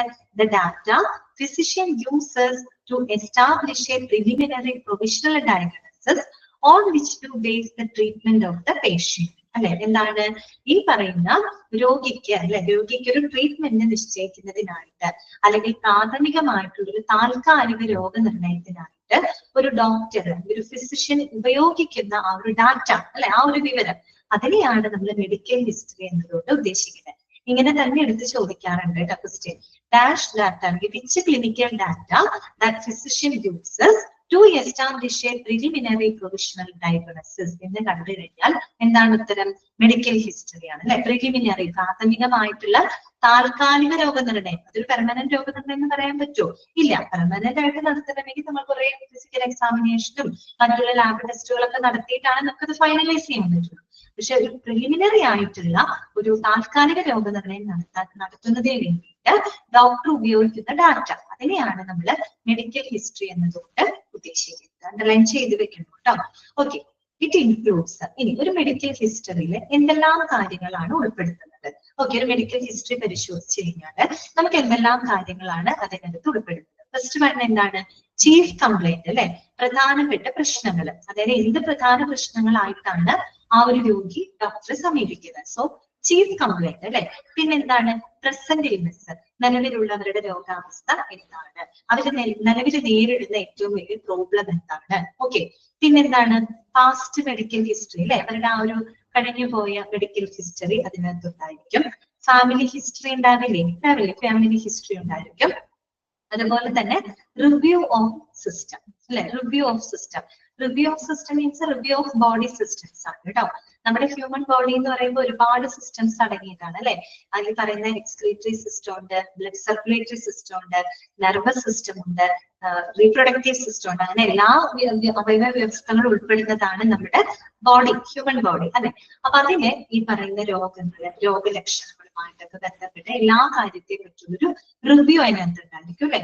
എന്തൊക്കെ രോഗങ്ങളാണ് അല്ലെങ്കിൽ എന്തൊക്കെ രോഗലക്ഷണങ്ങളാണ്, അവരുടെ മൊത്തത്തിലുള്ള ഒരു ബോഡി സിസ്റ്റത്തിനെ പറ്റിയുള്ള ഒരു റിവ്യൂ നമുക്ക് അതിലൂടെ ലഭിക്കുന്നുണ്ട്. ഓക്കെ, മെഡിക്കൽ ഹിസ്റ്ററി പരിശോധിക്കുക ലഭിക്കുന്നുണ്ട്. അപ്പൊ അത്രയുള്ളൂ അതിനകത്ത് മനസ്സിലാക്കാൻ. എന്താണ് മെഡിക്കൽ ഹിസ്റ്ററി എന്ന് പറഞ്ഞാല്? The data physician uses to establish. എന്താണ് ലാസ്റ്റ് മെസ്സേജ് ഞാൻ കണ്ടില്ല? അമൃത പറഞ്ഞതാണ് അല്ലെ? കാർഡിയാക്ക്. ഓക്കെ ഓക്കെ, കറക്റ്റ് ആണ് കേട്ടോ അമൃത. കാർഡിയാക്ക് അത് തന്നെ. കാർഡിയാക് ഡിസീസ് ഒക്കെ മിക്കവാറും ഈ പറയുന്ന പോലെ പാരമ്പര്യമായിട്ടൊക്കെ വരുന്ന ഒരു സംഭവം. പാരമ്പര്യം എന്നല്ല, അങ്ങനത്തെ ഒരു സംഭവമാണ് അല്ലെ? Cardiac arrest, heart attack family ഹിസ്റ്ററിയിൽ അങ്ങനെ ഉണ്ടെന്ന് വെച്ച് കഴിഞ്ഞാല് വരാനുള്ള ഒരു ചാൻസ് കൂടുതലാണ്. Okay, family history. ഓക്കെ, അപ്പൊ അത് ഞാൻ അത് പറഞ്ഞപ്പോഴാണ് ഞാൻ ഓർത്തത്. എന്റെ അച്ഛന് കാർഡിയാക് അറസ്റ്റ് ആയിട്ടാണ് മരിച്ചത്. അപ്പം അച്ഛൻ മരിച്ച ഒരു 9 മാസം കഴിഞ്ഞപ്പോ അച്ഛന്റെ അനിയനും മരിച്ചു. ഇതുപോലെ തന്നെ ഹാർട്ട് അറ്റാക്ക് വന്നിട്ടാണ് മരിച്ചത്. അപ്പൊ ആ ഒരു ഫാമിലി ഹിസ്റ്ററിയിൽ അങ്ങനത്തെ ഒരു രീതിയുണ്ട്. അപ്പൊ അന്ന് ഡോക്ടർ പറയുന്നത് നിങ്ങളുടെ മൊത്തത്തിലൊക്കെ ഒന്ന് ഇടയ്ക്ക് ഒരു കാർഡിയക് ചെക്കപ്പ് ഒക്കെ ചെയ്യുന്നത് നല്ലതായിരിക്കും എന്ന് പറഞ്ഞു. ചില ഫാമിലി ഹിസ്റ്ററിയിൽ അങ്ങനെയാണ് വരുന്നത്. അതുകൊണ്ട് അങ്ങനെ ഫാമിലി ഹിസ്റ്ററി പറഞ്ഞപ്പോഴും അമൃത കാർഡിയാക്കിനെ പറ്റി പറഞ്ഞപ്പോൾ പെട്ടെന്ന് ഞാൻ അത് ആരംഭിച്ചത് കേട്ടോ. ഓക്കെ, അപ്പൊ റിവ്യൂ ഓഫ് സിസ്റ്റം ക്ലിയർ ആയല്ലോ. ഇതിന് ചോദ്യം വരും കേട്ടോ. അതായത് ഒരു പ്രാഥമികമായിട്ടുള്ള എന്താ പറയാ താൽക്കാലിക രോഗനിർണയം നടത്താനായിട്ട് ഒരു ഡോക്ടർ, ഒരു ഫിസിഷ്യൻ ഉപയോഗിക്കുന്ന ഡാറ്റയെയാണ് നമ്മൾ മെഡിക്കൽ ഹിസ്റ്ററി എന്ന് പറയുന്നത്. അതിനകത്ത് എന്തെല്ലാം കാര്യങ്ങൾ ഉൾപ്പെടുത്തും എന്നുള്ളത് കൃത്യമായിട്ട് മനസ്സിലാക്കാം കേട്ടോ. Chief complaint, present illness, past medical history, family history and review of the body system. Okay, clear ആണല്ലോ. അടുത്തത് കേട്ടോ, മൂന്നാമത്തെ ക്ലിനിക്കൽ ഡാറ്റ നോക്കുകയാണ്. ഫിസിക്കൽ എക്സാമിനേഷൻ അല്ലെ? ഇതൊക്കെ നമുക്ക് അറിയാവുന്ന കാര്യമാണ്. ശാരീരികമായിട്ടുള്ള പരിശോധന അല്ലെ? നമുക്കറിയാം.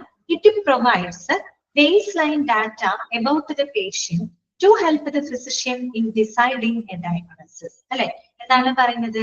ഒരു രോഗിക്ക് ആ ഒരു ഡയഗ്നോസിസ് തീരുമാനിക്കാനായിട്ട് ഒരു ഫിസിഷ്യനെ സഹായിക്കുന്ന ഏറ്റവും അടിസ്ഥാനപരമായിട്ടുള്ള വിവരങ്ങൾ പ്രൊവൈഡ് ചെയ്യുന്നത് ഏത് ക്ലിനിക്കൽ ഡാറ്റയാണ്? ഫിസിക്കൽ എക്സാമിനേഷൻ ആണ് അല്ലെ? ക്ലിനിക്കൽ ഡാറ്റ എന്നല്ല, എന്തിലൂടെയാണ് നമുക്കത് സാധിക്കുന്നത്? ഫിസിക്കൽ എക്സാമിനേഷനിലൂടെയാണ് അല്ലെ? ശാരീരികമായിട്ടുള്ള പരിശോധന. ഇത് പഠിക്കുമ്പോൾ മെഡിക്കൽ ഹിസ്റ്ററി ആയിട്ടൊന്നും തമ്മിൽ, മെഡിക്കൽ ഹിസ്റ്ററിയിൽ പ്രൈമറി ആയിട്ടുള്ള പ്രൊഫഷണൽ ഡയഗ്നോസിസ് നടത്താൻ മെഡിക്കൽ ഹിസ്റ്ററി സഹായിക്കുമ്പോൾ ഒരു രോഗിയുടെ രോഗനിർണയം നടത്താനായിട്ട്, ഒരു ഫൈനൽ രോഗനിർണയം ഡിസൈഡ് ചെയ്യാനായിട്ട് ഒരു ഡോക്ടറിനെ സഹായിക്കുന്ന ഏറ്റവും അടിസ്ഥാനപരമായിട്ടുള്ള വിവരങ്ങൾ പ്രൊവൈഡ് ചെയ്യുന്നത് ഏതാണ്? അത് ഫിസിക്കൽ എക്സാമിനേഷനിലൂടെയാണ് നമുക്ക് ലഭിക്കുന്നത് അല്ലെ? ശാരീരിക പരിശോധനയിലൂടെയാണ് നമുക്ക് എന്ത് ചെയ്യാൻ പറ്റുക? കൃത്യമായിട്ടുള്ള ഒരു രോഗനിർണയം നടത്താനായിട്ട് സാധിക്കുക. ചോദ്യം വേണമെങ്കിൽ ഇങ്ങനെ ചോദിക്കാം. Dash provides base line data about the patient to help the physician in deciding a diagnosis. എന്താണ്? Physical examination. അത് തന്നെ മാറ്റി ഇങ്ങനെ ചോദിക്കുകയാണ്. ഡാഷ് ഡാറ്റ എന്താണ്? Uses to establish a preliminary provisional diagnosis എന്ന് കേട്ട് കഴിഞ്ഞാൽ ഉത്തരം പറയുന്നത് മെഡിക്കൽ ഹിസ്റ്ററിയാണ്. പ്രിലിമിനറി പ്രൊവിഷണൽ നമുക്ക് കണ്ടു കഴിഞ്ഞാൽ മെഡിക്കൽ ഹിസ്റ്ററി. അതേസമയം ഇങ്ങനെ വരികയാണെങ്കിൽ ഫിസിക്കൽ എക്സാമിനേഷൻ കേട്ടോ. അപ്പൊ നോട്ട് ചെയ്ത് വെക്കണേ. ഇനി നോക്കാം. The examination should include all the body systems കേട്ടോ. ഈ പറയുന്ന ഫിസിക്കൽ എക്സാമിനേഷൻ എന്ന് പറയുമ്പോൾ അതിലെ എല്ലാ ബോഡി സിസ്റ്റംസിന്റെയും പരിശോധന നമ്മൾ അതിനകത്ത് ഉൾപ്പെടുത്തുന്നുണ്ട്. ഓക്കെ, മൊത്തത്തിലുള്ള ഒരു എന്താ പറയാ ശാരീരികമായിട്ടുള്ള പരിശോധന അതിനകത്ത് വരുന്നുണ്ട് കേട്ടോ. പിന്നെ എന്താണെന്ന് നോക്കിയേ. The degree of details relies on the age. നിങ്ങൾക്ക് എപ്പോഴെങ്കിലും ബോറടിക്കുകയാണെങ്കിൽ ഒരു 1.5 മണിക്കൂർ ക്ലാസ് ഉണ്ടല്ലോ, ബോറടിക്കുകയാണെങ്കിൽ മെസ്സേജ് ചെയ്താൽ മതി കേട്ടോ. അപ്പൊ ആ സമയത്ത് നമുക്ക് വേറെ എന്തെങ്കിലും സംസാരിക്കാം. അത് കഴിഞ്ഞിട്ട് ക്ലാസ് കണ്ടിന്യൂ ചെയ്യാം കേട്ടോ. ഓക്കെ, ഇപ്പൊ കണ്ടിന്യൂസ് ആയിട്ട് ക്ലാസ് എടുക്കുന്ന ബോറടിക്കുക, അതുകൊണ്ട് പറഞ്ഞാണേ. അപ്പൊ നോക്കാം കേട്ടോ. ദ ഡിഗ്രി ഓഫ് ഓക്കെ അതൊക്കെ കേട്ടോ. The degree of details relies on the age and sex of the patient's, symptoms and other physical findings on laboratory data. എന്താണ് പറയുന്നത്? നമുക്ക് ഡിഗ്രി ഓഫ് ഡീറ്റെയിൽ റിലൈസ് എന്ന് പറഞ്ഞ വാക്കിന്റെ അർത്ഥം എന്താ? ഡിപ്പെൻസ് എന്നുള്ള അർത്ഥമാണ് കേട്ടോ. അതായത് നമുക്ക് ഫിസിക്കൽ എക്സാമിനേഷനിലൂടെ ലഭിക്കുന്ന വിവരങ്ങളുണ്ടല്ലോ, ആ വിവരങ്ങളുടെ അളവ് അല്ലെങ്കിൽ ഇതിന്റെ ഒരു എന്താ പറയുക വ്യാപ്തി അതെന്തിനെയൊക്കെ ആശ്രയിച്ചിരിക്കുന്നു എന്നാ പറയുന്നത്? ഏജ് അല്ലെ, ആ ഒരു പേഷ്യന്റിന്റെ വയസ്സ്, അതുപോലെ തന്നെ അവരുടെ സെക്സ് ഓഫ് ദ പേഷ്യന്റ് അല്ലെ, എന്ന് വെച്ചാൽ അവരുടെ ജെൻഡർ ഐഡന്റിറ്റി, അവർ മെയിൽ ആണോ ഫീമെയിൽ ആണോ, പിന്നെ അവരുടെ രോഗലക്ഷണങ്ങള്, മറ്റുള്ള ശാരീരികമായ എന്താണ് മിസ്സിന്റെ ക്ലാസ് പൊതുവെ ബോറിംഗ് ആകാറില്ല. അപ്പൊ നോക്കാം കേട്ടോ, പേഷ്യന്റ് സിംറ്റംസ് ആവാം, അതുപോലെ അതർ ഫിസിക്കൽ ഫൈൻഡിങ്സ് കേട്ടോ, എന്നുവെച്ചാൽ മറ്റുള്ള ശാരീരികമായിട്ടുള്ള കണ്ടെത്തലുകള്. അപ്ന റിലൈസ് എന്ന് പറഞ്ഞ ഡിപ്പെൻഡ് എന്നുള്ള അർത്ഥം, റിലൈസ് എന്ന് വെച്ചാൽ ആശ്രയിക്കുന്നത്, ഡിപ്പെൻഡ് ചെയ്യുന്നത്. ഓക്കെ, ഇതാണ് കേട്ടോ, റിലൈസ് മീൻസ് ആശ്രയിക്കുന്നത് കേട്ടോ, ഡിപ്പെൻഡ്. ഓക്കെ, ലബോറട്ടറി ഡാറ്റ എന്നോട് പറയാണ്, അതായത് നമുക്ക് ശാരീരിക പരിശോധനയിലൂടെ ലഭിക്കുന്ന വിവരങ്ങളുണ്ടല്ലോ, ആ വിവരങ്ങൾ എന്തിനൊക്കെയാണ് ആശ്രയിച്ചിരിക്കുന്നത്, എന്തിനൊക്കെ ഡിപ്പെൻഡ് ചെയ്യുന്നുണ്ട്? ഒന്ന് ആ ഒരു രോഗിയുടെ വയസ്സ്, മറ്റൊന്ന് ആ രോഗിയുടെ ജെൻഡർ ഐഡന്റിറ്റി, മെയിൽ ആണോ ഫീമെയിൽ ആണോ, പിന്നെ അവർക്കുള്ള രോഗം അല്ലെ, രോഗം എങ്ങനെയാണ്, രോഗലക്ഷണങ്ങള്, പിന്നെ മറ്റുള്ള ശാരീരികമായിട്ടുള്ള കണ്ടെത്തലുകള്, ലബോറട്ടറി ഡാറ്റ ഇതിനനുസരിച്ചിരിക്കും. എന്താണ് അവിടെ ഉദ്ദേശിച്ചത്, കാര്യം മനസ്സിലായോ? അതായത് വേറൊന്നുമല്ല, നമ്മൾക്കിപ്പോ ഇപ്പൊ പറഞ്ഞ ഏജ് എന്ന് പറഞ്ഞ വയസ്സൊരു പ്രധാനപ്പെട്ട ഒരു ഫാക്ടറാണ്. ഇപ്പൊ നമ്മൾക്കൊരു പീഡിയാട്രിക് പേഷ്യന്റ് ആണെന്ന് വിചാരിക്കുക, ചെറിയ കുട്ടികളാണെന്ന് വിചാരിക്കാം. ചെറിയ കുട്ടികളാവുമ്പോൾ അവർക്ക് വരുന്ന രോഗങ്ങൾക്കനുസരിച്ചുള്ള ശാരീരിക പരിശോധനകള് അങ്ങനെയാണ് അവിടെ ചെയ്യുക അല്ലെ. അതേസമയം ഒരു ജെറിയാട്രിക് മീൻസ് ഒരു ഓൾഡർ ആയിട്ടുള്ള വയസ്സായിട്ടുള്ള ആളുകളാണെന്ന് വിചാരിക്കുക, അപ്പൊ അവർക്കും എങ്ങനെയുള്ള അസുഖങ്ങളായിരിക്കും കൂടുതൽ ഉണ്ടാവുക, ഏജ് റിലേറ്റഡ് ആയിട്ടുള്ള അസുഖങ്ങളായിരിക്കും ഉണ്ടായിരിക്കുക. ആ രീതിയിലുള്ള ശാരീരിക പരിശോധനകളായിരിക്കും അവിടെ ചെയ്യുക. ശരിയല്ലേ പറയുന്നത്? ഒരു കുട്ടി പേഷ്യന്റ് ഉണ്ടെങ്കിൽ അവർക്ക് വരുന്ന ചിലപ്പോൾ ചുമ, പനി അങ്ങനെയുള്ള അസുഖങ്ങൾ, ആ രീതിയിലുള്ള ശാരീരിക പരിശോധനകള്, അത്തരത്തിലുള്ള വിവരങ്ങളാണ് നമുക്ക് അതിൽ നിന്ന് കിട്ടുക. അതേസമയം ഒരു 60, 65, 70 വയസ്സായ ആളുകളാണെങ്കിൽ കൂടുതൽ അവർക്ക് ഏജ് റിലേറ്റഡ് ആയിട്ടുള്ള പ്രശ്നങ്ങളായിരിക്കും അവർക്ക് കൂടുതൽ ഉണ്ടാവുക അല്ലെ. അപ്പൊ അങ്ങനെ ആ രീതിയിലുള്ള ശാരീരിക പരിശോധനകള്, അങ്ങനെയുള്ള വിവരങ്ങളാണ് നമുക്ക് ലഭിക്കുക. അതുപോലെ തന്നെ സെക്സ് ഓഫ് ദ പേഷ്യന്റ് അല്ലെ, പേഷ്യന്റിന്റെ ജെൻഡർ ഐഡന്റിറ്റി. ഇപ്പൊ പുരുഷന്മാരാണെങ്കിൽ അവർക്ക് അവരുടേതായ ബോഡി സിസ്റ്റത്തിനനുസരിച്ചുള്ള അല്ലെങ്കിൽ അവരുമായിട്ട് ബന്ധപ്പെട്ട അസുഖങ്ങൾക്കുള്ള ശാരീരിക പരിശോധനകളാണ് അല്ലെങ്കിൽ അങ്ങനെയുള്ള വിവരങ്ങളാണ് നമുക്ക് കിട്ടുക. ഒരു ഫീമെയിൽസ് ആവുമ്പോൾ കുറേയും കൂടെ അവരുടെ എന്താണ് ഹോർമോണൽ ഇംബാലൻസ്, അല്ലെങ്കിൽ അവർക്ക് കുറേയും കൂടെ ബോഡി സിസ്റ്റം വ്യത്യാസമുണ്ട് പുരുഷന്മാരുടേത് പോലെയല്ല അല്ലെ. അപ്പൊ അവർക്ക് അവരുടേതായ ഹോർമോണൽ ആയിട്ട് അല്ലെങ്കിൽ മറ്റുള്ള പല പ്രോബ്ലംസ്, റീപ്രൊഡക്റ്റീവ് സംബന്ധമായ ഇഷ്യൂസുകളൊക്കെ ധാരാളമായിട്ട് അവർക്ക് വരാം. ആ രീതിയിലുള്ള ശാരീരിക പരിശോധനകളും അങ്ങനെയുള്ള വിവരങ്ങളാണ് ലഭിക്കുക അല്ലെ. അപ്പൊ എല്ലാം വ്യത്യാസങ്ങളുണ്ട് ഏജിനും, അതുപോലെ തന്നെ ഈ പറയുന്ന സെക്സ്, ജെൻഡർ ഐഡന്റിറ്റിക്ക് അനുസരിച്ച് ആ വിവരങ്ങൾക്ക് വ്യത്യാസം വരും. അതായത് വിവരങ്ങളുടെ അളവിലായാലും വ്യത്യാസം വരും അല്ലെ. പിന്നെ പറയുന്ന പോലെ സിംറ്റംസ്, ഇപ്പൊ ചില രോഗലക്ഷണങ്ങളായിട്ട് വരുന്ന ഒരു പേഷ്യന്റ് ചിലപ്പോൾ നമുക്ക് വെറും ഒരു ഫിസിക്കൽ എക്സാമിനേഷനോടുകൂടി മാത്രം നമുക്ക് ആ രോഗം എന്തെന്ന് നമുക്ക് ചിലപ്പോൾ ഡയഗ്നൈസ് ചെയ്യാൻ പറ്റിയെന്ന് വരില്ല. ചിലപ്പോൾ കുറെ കൂടെ കൂടുതൽ ടെസ്റ്റിംഗ് അല്ലെങ്കിൽ കൂടുതൽ ഫിസിക്കൽ എക്സാമിനേഷൻ മീൻസ് ഇപ്പൊ ലബോറട്ടറി സംബന്ധമായിട്ടുള്ള ചിലപ്പോൾ ലാബ് ടെസ്റ്റ് നടത്തേണ്ടി വരും. ചിലപ്പോൾ ഒരു റേഡിയോളജി ടെസ്റ്റ് ഒക്കെ നടത്തുമ്പോഴാണ് നമുക്ക് കൂടുതൽ പരിശോധന ചെയ്യുമ്പോഴായിരിക്കാം കുറച്ചും കൂടെ നമുക്ക് അവരുടെ രോഗം നിർണ്ണയിക്കാനായിട്ട് സാധിക്കാം. അപ്പൊ കൂടുതൽ പരിശോധനകൾ വേണ്ടി വരും, അതിനനുസരിച്ച് വിവരങ്ങളും വർദ്ധിക്കും. കൂടുതൽ നമ്മൾ വിവരങ്ങൾ കണ്ടെത്തേണ്ടതായിട്ട് വരും, രോഗ ഡയഗ്നോസ് ചെയ്യാൻ. അതുകൊണ്ടാണ് അവർ പറഞ്ഞത് നമ്മൾ ഈ ലഭിക്കുന്ന വിവരങ്ങൾ, ശാരീരിക പരിശോധനയിലൂടെ ലഭിക്കുന്ന വിവരങ്ങളുടെ അളവ്, വ്യാപ്തി എന്നൊക്കെ പറഞ്ഞത് അത് ഓരോരുത്തരുടെയും വയസ്സ് അല്ലെങ്കിൽ അവരുടെ ജെൻഡർ ഐഡന്റിറ്റി അല്ലെങ്കിൽ അവരുടെ രോഗലക്ഷണങ്ങള്, ലാബിന്റെ ഡാറ്റ, അതിനൊക്കെ അനുസരിച്ച് എന്തായിരിക്കും വ്യത്യാസം ഉണ്ടാവും. ഞാൻ പറഞ്ഞല്ലോ ചില കാര്യങ്ങൾ നിസ്സാരം നമുക്ക് ജസ്റ്റ് ഒരു ഫിസിക്കൽ എക്സാമിനേഷനിലൂടെ ഒന്നും രോഗനിർണയം നടത്താൻ പറ്റില്ല. കുറേ കൂടെ കൂടുതൽ പരിശോധനകൾ ഇപ്പൊ നമുക്ക് ചെയ്യേണ്ടതായിട്ട് വരും. അപ്പൊ കൂടുതൽ വിവരങ്ങൾ നമ്മൾ എന്താണ് അന്വേഷിക്കേണ്ടതായിട്ടൊരു സാഹചര്യം കേട്ടോ. അത്രയേ ഉള്ളൂ ഉദ്ദേശിക്കുന്നത് കേട്ടോ. ക്ലിയർ ആയല്ലോ? The degree of details relies on the age and the sex of the patient, symptoms and other physical findings for laboratory data. Okay, clear? അപ്പൊ ഫിസിക്കൽ എക്സാമിനേഷൻ എന്ന് പറഞ്ഞാൽ എന്താന്ന് മനസ്സിലാക്കാൻ നിങ്ങള്, ഒരു രോഗനിർണയം നടത്തുന്നതിനായിട്ട് ഒരു ഡോക്ടറെ ഹെൽപ്പ് ചെയ്യുന്ന ഏറ്റവും അടിസ്ഥാനപരമായിട്ടുള്ള വിവരങ്ങൾ നമുക്ക് ലഭിക്കുന്നത് ഫിസിക്കൽ എക്സാമിനേഷനിലൂടെയാണ്. ഫിസിക്കൽ എക്സാമിനേഷനിൽ എല്ലാ ബോഡി സിസ്റ്റത്തിന്റെയും പരിശോധന ഉൾപ്പെടുന്നുണ്ട്. ഇനി ശാരീരിക പരിശോധനയിലൂടെ ലഭിക്കുന്ന വിവരങ്ങള് അതൊരു വ്യക്തിയുടെ, ഒരു പേഷ്യന്റിന്റെ വയസ്സ്, ജെൻഡർ ഐഡന്റിറ്റി അല്ലെങ്കിൽ മറ്റുള്ള ഡാറ്റകളൊക്കെ ഡിപ്പെൻഡ് ചെയ്താണ് ഇരിക്കുന്നത്. ഓക്കെ, അത്ര മനസ്സിലാക്കിയാൽ മതി കേട്ടോ. അടുത്തതാണ് ഫിസിഷ്യൻ ഓർഡർ കേട്ടോ. ഫിസിഷ്യൻ ഓർഡർ എന്താണ്? ഫിസിഷ്യൻ ഓർഡർ എന്ന് പറയുമ്പോൾ തെറ്റിദ്ധരിക്കരുത്, ഡോക്ടറുടെ പ്രിസ്ക്രിപ്ഷൻ അല്ല കേട്ടോ ഓർഡർ ഉദ്ദേശിക്കുന്നത്. ഡോക്ടറുടെ പ്രിസ്ക്രിപ്ഷൻ അല്ല കേട്ടോ ഓർഡർ ഉദ്ദേശിക്കുന്നത്, അങ്ങനെ വിചാരിക്കരുത്. ഫിസിഷ്യൻ ഓർഡർ എന്ന് പറഞ്ഞു കഴിഞ്ഞാൽ എന്താണ്? the written or oral orders that constitute the attending physician's direction to nursing and auxiliary services and concerning all medications and treatments of the patient. Underline ചെയ്തു വെക്കുക കേട്ടോ. എന്ന് പറഞ്ഞാല് ഒരു രോഗിയെ പറ്റിയിട്ട് അല്ലെ, ഒരു രോഗിയെ സംബന്ധിക്കുന്ന അവർക്ക് രോഗിക്ക് കൊടുക്കുന്ന മരുന്നുകള് അല്ലെങ്കിൽ ഈ പറയുന്ന അവർക്ക് കൊടുക്കുന്ന ചികിത്സകളെ സംബന്ധിച്ച് ഈ പറഞ്ഞൊരു ഡോക്ടർ തന്റെ നഴ്സുമാർക്കും സപ്പോർട്ടിംഗ് സ്റ്റാഫുകൾക്കും ഒക്കെ കൊടുക്കുന്ന നിർദ്ദേശങ്ങൾ, ഓക്കെ, അതിനെയാണ് ഇവിടെ ഫിസിഷ്യൻ ഓർഡർ എന്ന് പറയുന്നത്. പെട്ടെന്ന് നിങ്ങൾ ഫിസിഷ്യൻ ഓർഡർ എന്ന് കേൾക്കുമ്പോൾ ഡോക്ടർ എഴുതി കൊടുക്കുന്ന മരുന്നുകളുടെ ഓർഡർ ആണോ അങ്ങനെ ചിന്തിക്കരുതെന്ന്. ഇതെന്ന് പറഞ്ഞു കഴിഞ്ഞാല് ഒരു രോഗിയുടെ അസുഖത്തിന് വേണ്ടി അവർക്ക് കൊടുക്കുന്ന മരുന്നുകള്, ആ രോഗിക്ക് കൊടുക്കുന്ന ചികിത്സകളെ സംബന്ധിച്ച് വാക്കാലും രേഖാമൂലം ഒരു ഡോക്ടർ നഴ്സുമാർക്കും മറ്റ് സപ്പോർട്ടിംഗ് സ്റ്റാഫുകൾക്കും കൊടുക്കുന്ന ഒരു കൂട്ടം നിർദ്ദേശങ്ങൾ അല്ലെ. ഒരു ഡോക്ടറാണ് മെയിൻ ആയിട്ട് അവർക്ക് ചികിത്സ നിശ്ചയിക്കുന്നത്. അദ്ദേഹം എന്ത് ചെയ്യും? നഴ്സുമാരോട് മെയിൻ ഡോക്ടർമാർ എന്താ ചെയ്യാം? വന്ന് കുറെ ഡയറക്ഷൻസ് കൊടുക്കും അല്ലെ. അതിനനുസരിച്ച് കാര്യങ്ങളാണ് ചെയ്യുന്നത് നഴ്സുമാരും മറ്റ് സപ്പോർട്ടിംഗ് സ്റ്റാഫുകളുമാണ്. ഇടയ്ക്ക് റൗണ്ട്സ് പോലെ ഡോക്ടർ വന്ന് നമ്മളെ നോക്കുന്നു. ഡോക്ടറാണ് കംപ്ലീറ്റ് ഡയറക്ഷൻസ് ആർക്ക് കൊടുക്കുന്നത്? നഴ്സുമാർക്കും മറ്റുള്ള സപ്പോർട്ടിംഗ് സ്റ്റാഫുകൾക്കും കൊടുക്കുന്നത്. ആ ഒരു നിർദ്ദേശങ്ങൾക്കനുസരിച്ചാണ് നമുക്ക് ട്രീറ്റ്മെന്റ് കിട്ടുന്നത്. അതാണ് അവിടെ ഫിസിഷ്യൻ ഓർഡർ ഉദ്ദേശിക്കുന്നത് കേട്ടോ. ഇവിടെ പറയാണ് ഒരു രോഗിക്ക് കൊടുക്കുന്ന മരുന്നുകള്, അവർക്ക് കൊടുക്കുന്ന ചികിത്സകളെ സംബന്ധിച്ച് വാക്കാലും രേഖാമൂലവും ഒരു ഫിസിഷ്യൻ, അതായത് ഒരു ഡോക്ടർ ഈ പറയുന്ന നഴ്സുമാർക്കും സപ്പോർട്ടിംഗ് സ്റ്റാഫുകൾക്കും കൊടുക്കുന്ന നിർദ്ദേശങ്ങൾ, അവരുടെ ഡയറക്ഷൻസ്, അതിനെയാണ് അവിടെ ഫിസിഷ്യൻ ഓർഡർ എന്നതുകൊണ്ട് ഉദ്ദേശിക്കുന്നത്. ഓക്കെ, അതാണ് അവിടെ എഴുതിയിരിക്കുന്നത് കേട്ടോ. The written or oral orders, വാക്കാലും രേഖാമൂലം കൊടുക്കുന്ന നിർദ്ദേശങ്ങൾ ഉണ്ടായിരിക്കും അല്ലെ. That constitute the attending physician's direction, ഡോക്ടറുടെ ഡയറക്ഷൻ ആണ്. ആരോടുള്ളതാണ്? Nursing and auxiliary services and concerning all medications and treatment of the patient. Okay, clear ആണല്ലോ? മനസ്സിലായില്ലേ എന്താണ് ഫിസിഷ്യൻ ഓർഡർ എന്നുള്ളത്? ഓക്കെ ആണല്ലോ? അടുത്തത് കേട്ടോ, നെക്സ്റ്റ് വരുന്നത് പ്രോഗ്രസ് നോട്ട്സ് കേട്ടോ. അടുത്തത് എന്താണ്? Progress note. ആ പേര് സൂചിപ്പിക്കുന്നുണ്ട് അല്ലെ. പ്രോഗ്രസ് നോട്ട് എന്ന് പറയുമ്പോൾ എന്തായിരിക്കും? പേഷ്യന്റിന്റെ പ്രോഗ്രസിനെ പറ്റിയിട്ട് എഴുതുന്ന കാര്യങ്ങളായിരിക്കും അല്ലെ.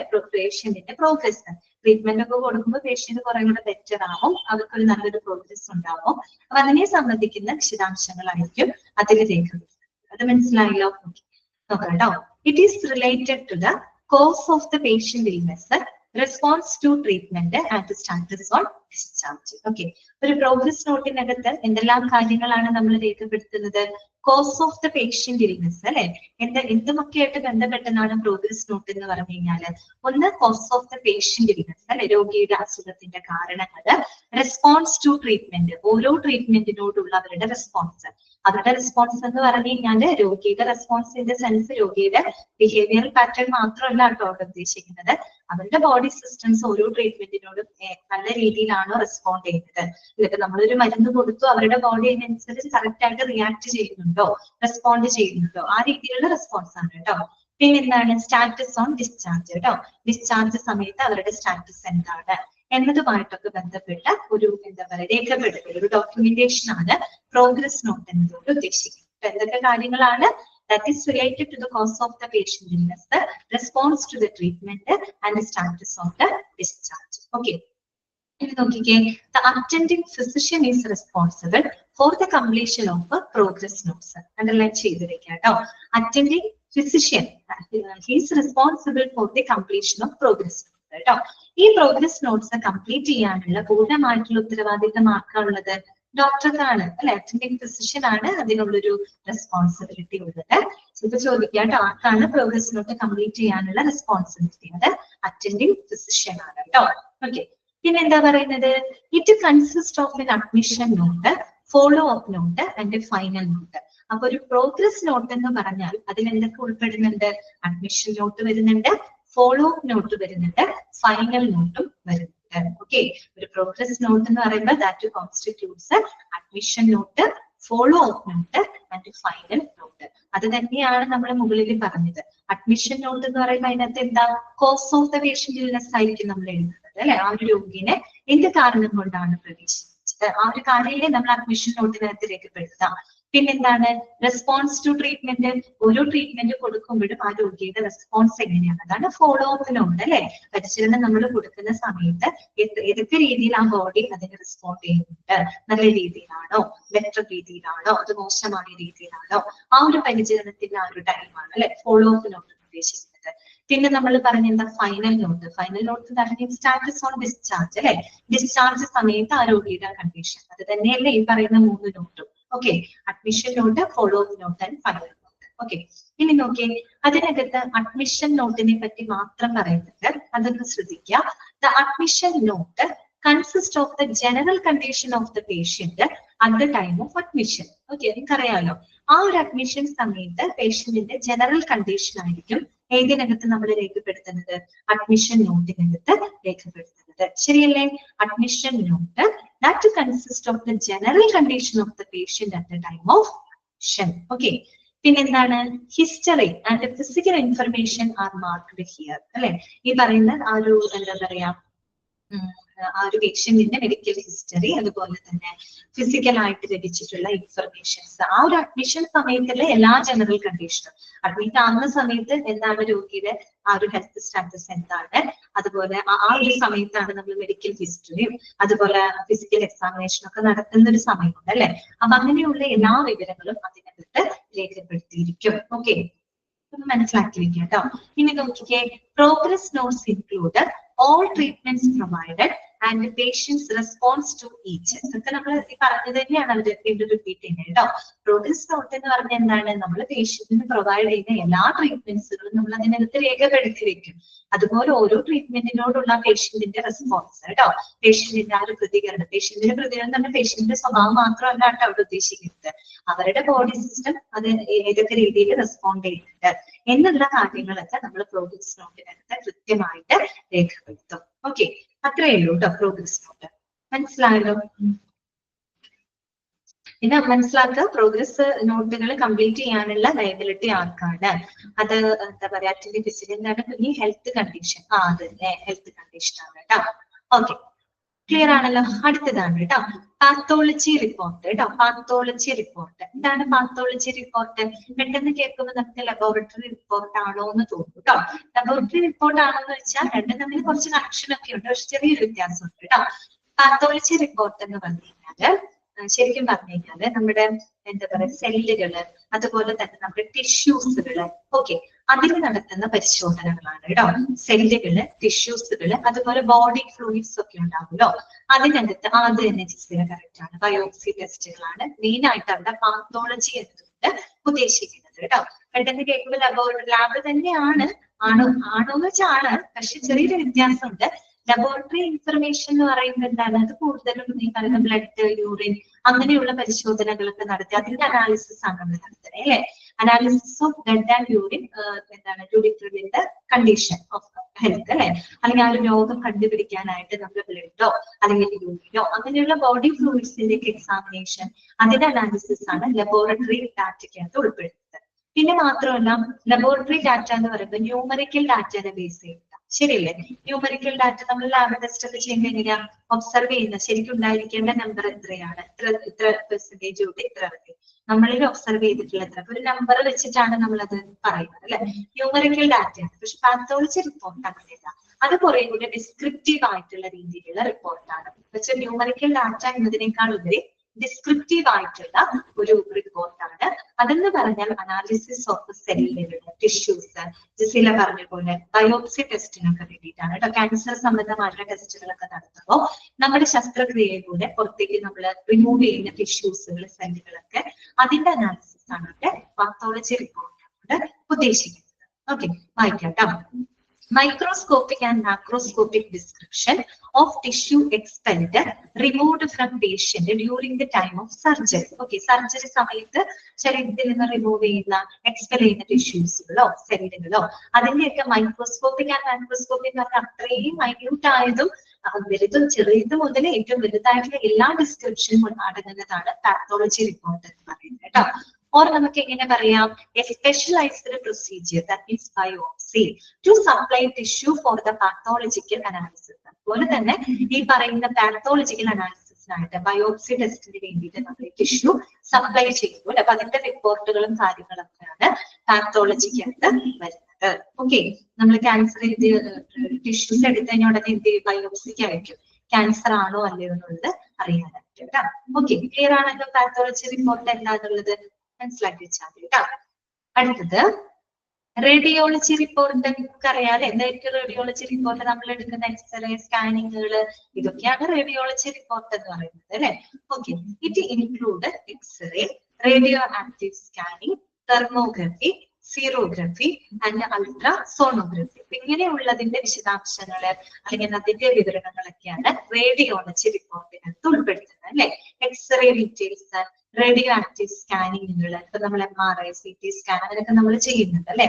തെർമോഗ്രഫി എന്ന് പറഞ്ഞാൽ തേം എന്ന് പറയുന്ന വാക്ക് കേട്ടാൽ ടെമ്പറേച്ചർ ആണ് കേട്ടോ. തേം എന്നൊക്കെ കേൾക്കുമ്പോൾ എന്താ പറയാ, ടെമ്പറേച്ചറുമായിട്ട് റിലേറ്റഡ് ആണ്. നമ്മുടെ ശരീരത്തിനുള്ളിലെ താപവ്യതിയാനങ്ങൾ അത് കണ്ടെത്താനും വിഷ്വലൈസ് ചെയ്യാനൊക്കെ ആയിട്ട് ചില സ്പെഷ്യൽ ക്യാമറകൾ ഉപയോഗിക്കുന്ന ഒരു രീതിയാണ് കേട്ടോ തെർമോഗ്രഫി. പ്രത്യേകിച്ച് ഈ ബ്രസ്റ്റ് ക്യാൻസർ, അതുപോലെ നമ്മൾ ചില എന്താ പറയാ ന്യൂറോൺ സംബന്ധമായിട്ടുള്ള ഡിസോർഡറുകളൊക്കെ ഉണ്ടാവില്ലേ, അതൊക്കെ കണ്ടുപിടിക്കാനായിട്ട് ഇങ്ങനെയുള്ള തെർമോഗ്രഫി യൂസ് ചെയ്യാറുണ്ട് കേട്ടോ. എന്ന് പറയുമ്പോൾ ടെമ്പറേച്ചർ ആണ്, നമ്മുടെ ശരീരത്തിന്റെ താപനില വ്യത്യാസങ്ങൾ അത് കണ്ടെത്താനും അതിന്റെ വ്യതിയാനങ്ങൾ കൊണ്ട് വിഷ്വലൈസ് ഒക്കെ ചെയ്യാനായിട്ടും ചില സ്പെഷ്യൽ ക്യാമറകളൊക്കെ ഉപയോഗിക്കുന്ന ഒരു ഈ പറയുന്ന ഒരു ഇമേജിംഗ് ടെക്നോളജി തന്നെയാണ് കേട്ടോ. പിന്നെ ഈ പറയുന്ന സീറോഗ്രഫി എന്ന് പറയുമ്പോൾ എക്സ്റേ പോലെ തന്നെയാണ്. സിറോക്സ് എന്നൊക്കെ പറയാറില്ലേ നമ്മള്, സിറോക്സ് ഫോട്ടോസ്റ്റാറ്റ് എടുക്കുന്ന നമ്മൾ പറയും സിറോക്സ് എന്നാ പറയാ അല്ലെ. എന്ന് വെച്ച് കഴിഞ്ഞാല് എക്സ്റേ പോലെ തന്നെ അല്ലെ, ഒരു കോപ്പി എടുക്കുന്ന പോലെ തന്നെ. ഓക്കെ, ആൻഡ് അൾട്രാസോണോഗ്രഫി ഒക്കെ അറിയാലോ, നമ്മള് ഹൈ ഫ്രീക്വൻസി സൗണ്ട് വേവ്സ് ഉപയോഗിച്ചിട്ട് നമ്മുടെ ബോഡി ഓർഗൻസ് ഒക്കെ വിഷ്വലൈസ് ചെയ്യുന്ന ഒരു ഇമേജിംഗ് മെത്തേഡാണ് അല്ലെ. ഓക്കെ, അതൊക്കെ അടങ്ങുന്നതാണ് എന്ത് റേഡിയോളജി റിപ്പോർട്ട് എന്നതുകൊണ്ട് ഉദ്ദേശിക്കുന്നത്. ഓക്കെ, റേഡിയോളജി ഒക്കെ നിങ്ങൾ പഠിച്ചതല്ലേ, അത്രയേ ഉള്ളൂ കേട്ടോ. അങ്ങനെയുള്ള വിശദാംശങ്ങളാണ് അതിനകത്ത് രേഖപ്പെടുത്തുന്നത്. പിന്നെ വരുന്നതാണ് കൺസൾട്ടേഷൻ റിപ്പോർട്ട്. ഓക്കെ, എന്താണ് ഇതൊക്കെ നമുക്ക് അറിയാവുന്ന കാര്യങ്ങളാണ് കേട്ടോ, അതുകൊണ്ടാണ് കൂടുതൽ പറയുന്നത്. കൺസൾട്ടേഷൻ റിപ്പോർട്ട് എന്ന് പറഞ്ഞാൽ എന്താ ഉദ്ദേശിക്കുന്നത്? It includes an opinion of a patient's condition by a specialised physician. Okay, അത്രയേ ഉള്ളൂ, അവിടെ സ്റ്റോപ്പ് ചെയ്യുള്ളൂ. It includes an opinion of a patient's condition by a specialised physician എന്ന് പറഞ്ഞു കഴിഞ്ഞാൽ ഒരു രോഗിയെ പറ്റിയുള്ള ഡോക്ടറുടെ ഒപ്പീനിയൻ അല്ലെ, ആ ഒരു ഡോക്ടറുടെ ഒപ്പീനിയൻ ആണ് നമ്മൾ കൺസൾട്ടേഷൻ റിപ്പോർട്ടായിട്ട് രേഖപ്പെടുത്തുന്നത്. ഓക്കെ, നോക്കിക്കേ, this opinion is dependent upon the review of the patient's medical record, an examination of attending physician, the patient and a conference with the attending physician. അല്ലെ, ഈ ഒരു കൺസൾട്ടേഷൻ റിപ്പോർട്ട് എന്തിനൊക്കെ ആശ്രയിച്ചിരിക്കും? ഒന്ന് ഈ പറയുന്ന പേഷ്യന്റിന്റെ മെഡിക്കൽ റെക്കോർഡുകൾ പരിശോധിച്ച് അല്ലെങ്കിൽ രോഗിയെ പരിശോധിച്ച് അല്ലെങ്കിൽ അവരെ അറ്റൻഡ് ചെയ്യുന്ന അല്ലെങ്കിൽ അവരെ ചികിത്സിക്കുന്ന ഡോക്ടറുമായിട്ടുള്ള കോൺഫറൻസിൽ അവരുമായിട്ടുള്ള ഡിസ്കഷനൊടുവിലാണ് നമ്മൾ അങ്ങനെ ഒരു കൺസൾട്ടേഷൻ റിപ്പോർട്ട് തയ്യാറാക്കുന്നത്. ശരിയല്ലേ? ഒരു കൺസൾട്ടേഷൻ റിപ്പോർട്ട് നമ്മൾ വെറുതെ എഴുതി തയ്യാറാക്കുന്ന അല്ല, അത് എന്തിനെയൊക്കെ ആശ്രയിച്ച് അല്ലെങ്കിൽ എന്തിനെയൊക്കെ ഡിപ്പെൻഡ് ചെയ്തിട്ടാണ് ഒരു കൺസൾട്ടേഷൻ റിപ്പോർട്ട് ഡോക്ടർ എടുക്കുന്നത്? രോഗിയെ പരിശോധിച്ച് രോഗിയുടെ മെഡിക്കൽ റെക്കോർഡുകളൊക്കെ എക്സാമിൻ ചെയ്ത് പിന്നെ ഈ പറയുന്ന ഡോക്ടറുമായിട്ടുള്ള കോൺഫറൻസിംഗ് ഒക്കെ നടത്തി ഡിസ്കഷൻ ഒക്കെ നടത്തിയതിന് ശേഷമാണ് ആ ഒരു രോഗിയെ പറ്റിയുള്ള ഇൻഫർമേഷൻ ഡോക്ടർ ഒരു കൺസൾട്ടേഷൻ റിപ്പോർട്ടായിട്ട് എഴുതുന്നത്. ഓക്കെ, ഇത്രയേ ഉള്ളൂ കേട്ടോ. It is an opinion of a patient's condition by a specialised physician. Okay, clear ആണോ പറഞ്ഞത്? ഓക്കെ അല്ലേ, മനസ്സിലാവുന്നില്ലേ? അടുത്തതാണ് അനസ്തേഷ്യ റിപ്പോർട്ട്. പ്രത്യേകിച്ച് പറയാനില്ല, അനസ്തേഷ്യ റിപ്പോർട്ട് പേരിൽ തന്നെയുണ്ട് അല്ലെ. അനസ്തേഷ്യ കൊടുക്കുന്നതുമായിട്ട് ബന്ധപ്പെട്ട വിവരങ്ങളായിരിക്കും അതിനകത്ത് രേഖപ്പെടുത്തുന്നത് അല്ലെ. എപ്പോഴാണ് നമ്മൾ അനസ്തേഷ്യ കൊടുക്കാം? സർജറിക്ക് മുൻപായിട്ട് അല്ലെ. ഓക്കെ, അപ്പൊ നോക്കിയേ, it includes the medication before operation, the amount of concentration of anaesthesia given, time given and effect അല്ലെ. നമ്മൾ സാധാരണ ആ ഒരു ഓപ്പറേഷന് മുമ്പായിട്ട് അനസ്തേഷ്യക്ക് എന്ത് മരുന്നാണ് കൊടുക്കുന്നത്? The amount of concentration of anaesthesia given അല്ലെ, ഈ പറയുന്ന എത്ര കോൺസെൻട്രേഷനിലാണ് ആ ഒരു അനസ്തേഷ്യ കൊടുക്കുന്നത്, ടൈം ഗിവൺ എത്ര സമയത്തേക്കാണ് കൊടുത്തത്, എന്താണ് അതിന്റെ ഇഫക്റ്റ്, ഇങ്ങനെ എന്താണ് അനസ്തേഷ്യ സംബന്ധമായിട്ടുള്ള എല്ലാ വിവരങ്ങളും രേഖപ്പെടുത്തുന്ന റിപ്പോർട്ട്. അത്രയേ ഉള്ളൂ അല്ലെ. ഇറ്റ് ആൾസോ ഇൻക്ലൂഡ്സ്, ആ റിപ്പോർട്ടിനകത്ത് എന്തൊക്കെ നമ്മൾ എഴുതി ചേർക്കും? It also includes anaesthetic agent. ഏത് അനസ്തേഷ്യ മെഡിസിൻ ആണ് ഉപയോഗിച്ചത്, അനസ്തെറ്റിക് ഏജന്റ് ഏതായിരുന്നു, അതുപോലെ എമൗണ്ട് എത്ര അളവിലാണ്, ഓരോരുത്തർക്കും വ്യത്യസ്തമായിട്ടുള്ള അളവിലാണ് അല്ലെ. അതുകൊണ്ടാണ് പ്രത്യേകം സ്പെഷ്യലിസ്റ്റ് അനസ്തേഷ്യോളജിസ്റ്റ് വരും അല്ലെ അനസ്തേഷ്യ കൊടുക്കാനായിട്ട്, എല്ലാവർക്കും ഒരു അളവിലല്ലല്ലോ. ഓക്കെ, എമൗണ്ട് അല്ലെ. പിന്നെ technique used to execute it, ഏത് ടെക്നിക് ഉപയോഗിച്ചുകൊണ്ടാണ് അനസ്തേഷ്യ കൊടുക്കുന്നത്. അനസ്തേഷ്യ പല രീതിയിൽ കൊടുക്കാം, IV ആയിട്ട് കൊടുക്കാം, ത്രൂ മാസ്ക് വഴി കൊടുക്കാം. നിങ്ങളുടെ ഡിപ്പാർട്ട്മെന്റ് പഠിച്ചപ്പോൾ അനസ്തേഷ്യയെ പറ്റി പഠിച്ചില്ലേ? General anaesthesia, local anaesthesia, regional anaesthesia എന്നൊക്കെ പറഞ്ഞ് പഠിച്ചില്ലേ? ഓക്കെ, അപ്പൊ അതിനകത്ത് ഉണ്ടല്ലേ നമുക്ക് ത്രൂ മാസ്ക് വഴി കൊടുക്കാം, IV അല്ലെ, IV ആയിട്ട് നമുക്ക് കൊടുക്കാം, ഇഞ്ചക്ഷൻ അങ്ങനെയൊക്കെ ആയിട്ട് നമുക്ക് കൊടുക്കാം. ഏത് ടെക്നിക് ഉപയോഗിച്ചുകൊണ്ടാണ് അനസ്തേഷ്യ അവർക്ക് അഡ്മിനിസ്റ്റർ ചെയ്തത്. The effect and duration of anesthetic. Okay, അതായത് ആ ഒരു അനസ്തേഷ്യ കൊടുത്തതിന്റെ ഇഫക്റ്റ്, അതിന്റെ ഒരു ഡ്യൂറേഷൻ എത്രയാണ്. അതോടൊപ്പം തന്നെ എന്താണ്, temperature, pulse, respiration and blood pressure etcetera, അതും കൂടെ നമ്മൾ മെഷർ ചെയ്യും. അത് നിങ്ങൾ അവിടെ ഡിപ്പാർട്ട്മെന്റിൽ പഠിച്ചിട്ടുണ്ട്. ആ 3 അനസ്തേഷ്യ പഠിച്ചത് ലാസ്റ്റ് ഒരു പോയിന്റ് എഴുതി വെച്ചിട്ടില്ലേ? അനസ്തേഷ്യ സമയത്ത് എന്ത് ചെയ്യും? പേഷ്യന്റിന്റെ ബ്ലഡ് പ്രഷർ, അതുപോലെ പൾസ്, അതുപോലെ തന്നെ എന്താണ് നമ്മുടെ റെസ്പിറേഷൻ റേറ്റ് ഒക്കെ കണ്ടിന്യൂസ്ലി മോണിറ്റർ ചെയ്യും എന്നങ്ങനെ അവിടെ എഴുതി വെച്ചിട്ടുണ്ട് അല്ലേ. അതന്നെ അവിടെ പറയുന്നത്. അനസ്തേഷ്യ കൊടുക്കുന്ന സമയത്ത് ഫുൾ മോണിറ്റർ ചെയ്തുകൊണ്ടിരിക്കുകയാണ് അല്ലെ. അവരുടെ ടെമ്പറേച്ചർ, അവരുടെ പൾസ്, റെസ്പിറേഷൻ, ബ്ലഡ് പ്രഷർ ഇങ്ങനെയുള്ള കാര്യങ്ങളൊക്കെ രേഖപ്പെടുത്തുന്നു, മോണിറ്റർ ചെയ്ത് ഈ പറയുന്ന റിപ്പോർട്ടിനകത്ത് രേഖപ്പെടുത്തുന്നു. ഓക്കെ, അത്രയേ ഉള്ളൂ അനസ്തേഷ്യ റിപ്പോർട്ട്. കൂടുതലൊന്നും പറയേണ്ട കാര്യമില്ല. അനസ്തേഷ്യയെ സംബന്ധിക്കുന്ന വിശദമായിട്ടുള്ള വിവരങ്ങൾ അതിനകത്ത് ഉണ്ടാവും കേട്ടോ. ഓക്കെ, അടുത്തത് ഏതാണ്? Operation report. അനസ്തേഷ്യ കഴിഞ്ഞു, ആദ്യത്തെ പരിപാടി കഴിഞ്ഞു. എന്താണ്? അനസ്തേഷ്യ കൊടുത്തു, ഇനി ഓപ്പറേഷൻ ചെയ്യണം അല്ലെ. ഓക്കെ, അപ്പൊ ഓപ്പറേഷൻ റിപ്പോർട്ടിനകത്ത് എന്തായിരിക്കും? ഓപ്പറേഷൻ സംബന്ധമായിട്ടുള്ള കാര്യങ്ങൾ അല്ലെ നോക്കാം നമുക്ക്. It includes consent for the surgery അല്ലെ. കൺസെന്റ് ഫോർ, അത് വളരെ ഇമ്പോർട്ടന്റ് ആണ് അല്ലെ. നമ്മൾ നേരത്തെ പറഞ്ഞതാണ്. It includes the consent for surgery, സർജറിക്കായിട്ടുള്ള രോഗിയുടെ കൺസെന്റ്, അത് ആദ്യം തന്നെ അതിനകത്ത് ഉണ്ടായിരിക്കണം അല്ലെ. പിന്നെന്താണ്? Pre anaesthesia, anaesthesia and post anaesthesia reports and operative report. അനസ്തേഷ്യക്ക് മുമ്പും അനസ്തേഷ്യ സമയത്ത് എന്താണ്, അനസ്തേഷ്യക്ക് ശേഷം എന്താണ്, അങ്ങനെയുള്ള എല്ലാ വിവരങ്ങളും ഇൻക്ലൂഡിംഗ് ഓപ്പറേഷൻ അല്ലെ, ഓപ്പറേഷൻ ഉൾപ്പെടെയുള്ള വിവരങ്ങളുടെ വിശദാംശങ്ങളാണ് ഓപ്പറേഷൻ റിപ്പോർട്ടിനകത്ത് രേഖപ്പെടുത്തുന്നത്. പിന്നെ നോക്കിക്കേ, A pre operative diagnosis should be recorded before the surgery. Pre operative ആണ് പറഞ്ഞത്. പ്രീ ഓപ്പറേറ്റീവ് എന്ന് പറയുമ്പോൾ എന്താണ്? ഓപ്പറേഷന് മുമ്പായിട്ട് ചെയ്ത ഡയഗ്നോസിസ് ഉണ്ട് അല്ലെ. അങ്ങനെയുള്ള കാര്യങ്ങൾ സർജറിക്ക് മുമ്പായിട്ട് തന്നെ എന്ത് ചെയ്തിരിക്കണം? റെക്കോർഡ് ചെയ്തിരിക്കണം അല്ലെ. നമ്മളിപ്പോ ഒരു രോഗിക്ക് സർജറി ചെയ്യുന്നതിന് ഓടിപ്പോയി സർജറി ചെയ്യണം അല്ല, അതിന് മുമ്പായിട്ട് കുറെ ടെസ്റ്റിങ്ങും കാര്യങ്ങളൊക്കെ നടത്തും അല്ലെ. നമുക്ക് പറയുന്ന എക്സ്റേ, ബ്ലഡ് ടെസ്റ്റ്, അങ്ങനെ ഒരുപാട് കാര്യങ്ങളൊക്കെ നടത്തും അല്ലെ. അവർക്ക് എന്തെങ്കിലും ബ്രീത്തിങ് ഡിഫിക്കൽട്ടി അങ്ങനെയൊക്കെ ഉണ്ടെങ്കിൽ ചെസ്റ്റ് എക്സ്റേ എടുക്കും, അതുപോലെ ബ്ലഡ് ടെസ്റ്റുകള്, അങ്ങനെ ഒരുപാട് കാര്യങ്ങളൊക്കെ നോക്കും. എന്നിട്ട് ആ ഒരു രോഗിയുടെ കണ്ടീഷൻ സ്റ്റേബിൾ ആണെങ്കിലാണ് ഒരു സർജറിക്ക് വിധേയനാകുന്നത്. അപ്പൊ അതൊക്കെ പ്രീ ഓപ്പറേറ്റീവ് ഡയഗ്നോസിസ് ആണ് അല്ലെ. ഓപ്പറേഷന് മുമ്പായിട്ട് നടത്തുന്ന ഡയഗ്നോസിസ്, അതൊക്കെ തന്നെ നടത്തുന്ന സർജറിക്ക് മുമ്പായിട്ട് തന്നെ രേഖപ്പെടുത്തി വെക്കണം കേട്ടോ. അതിനുള്ള ടെസ്റ്റിംഗ് ഒക്കെ നടത്തി ആ വിവരങ്ങളെല്ലാം തന്നെ ഇതിനകത്ത് രേഖപ്പെടുത്തിയിരിക്കണം, ഓപ്പറേഷൻ റിപ്പോർട്ടിനകത്ത് ഉൾപ്പെടുത്തണം. പിന്നെന്താണ്?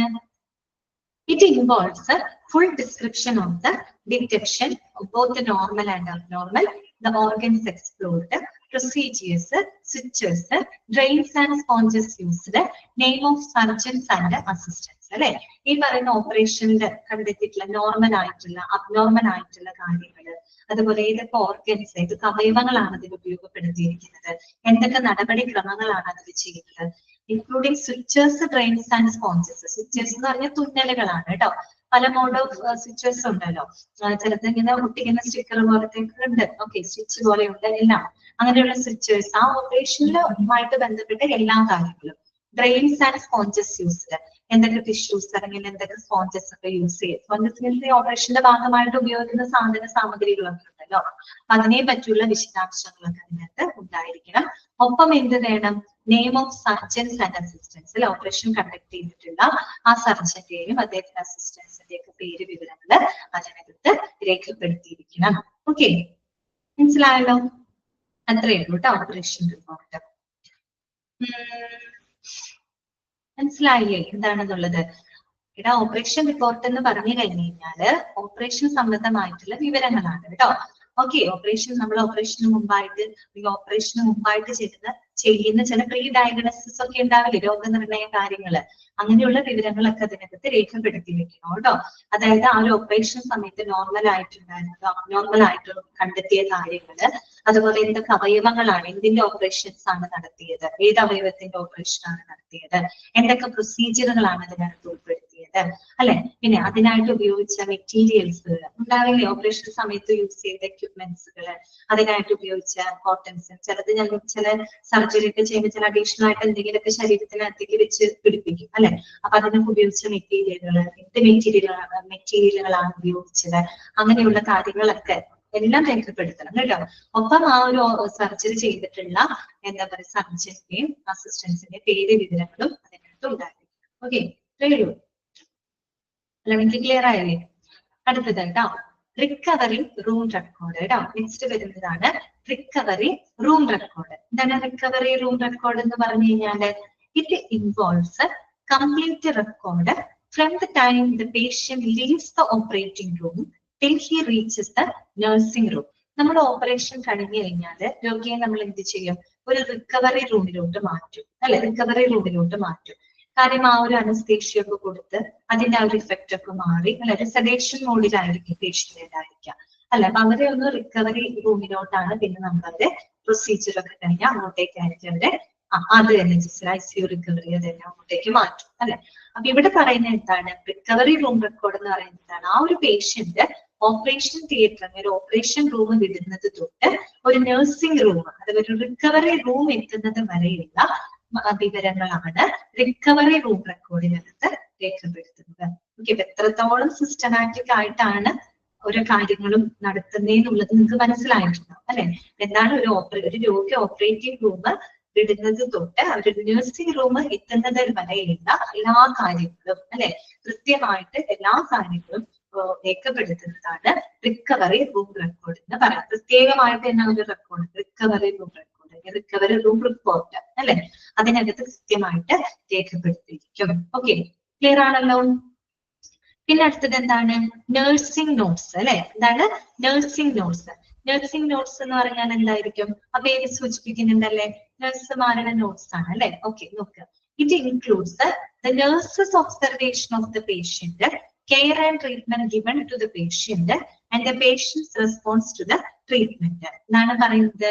നഴ്സിംഗ് നോട്ട് എന്ന് പറയുമ്പോൾ ഒരു പേഷ്യന്റിനെ സംബന്ധിച്ചുള്ള നഴ്സിന്റെ ഒബ്സർവേഷൻസ് ആണ് അതിൽ ചേർക്കുന്നത്, അല്ലെ. നഴ്സസ് നോട്ടാണ്. സോ ആ ഒരു പേഷ്യന്റിന്റെ ഒബ്സർവേഷൻ, നഴ്സിന്റെ ഒബ്സർവേഷൻ, പേഷ്യന്റിനെ പറ്റിയുള്ള നഴ്സിന്റെ ഒബ്സർവേഷൻ ആണ് അവിടെ രേഖപ്പെടുത്തുന്നത്, അല്ലെ.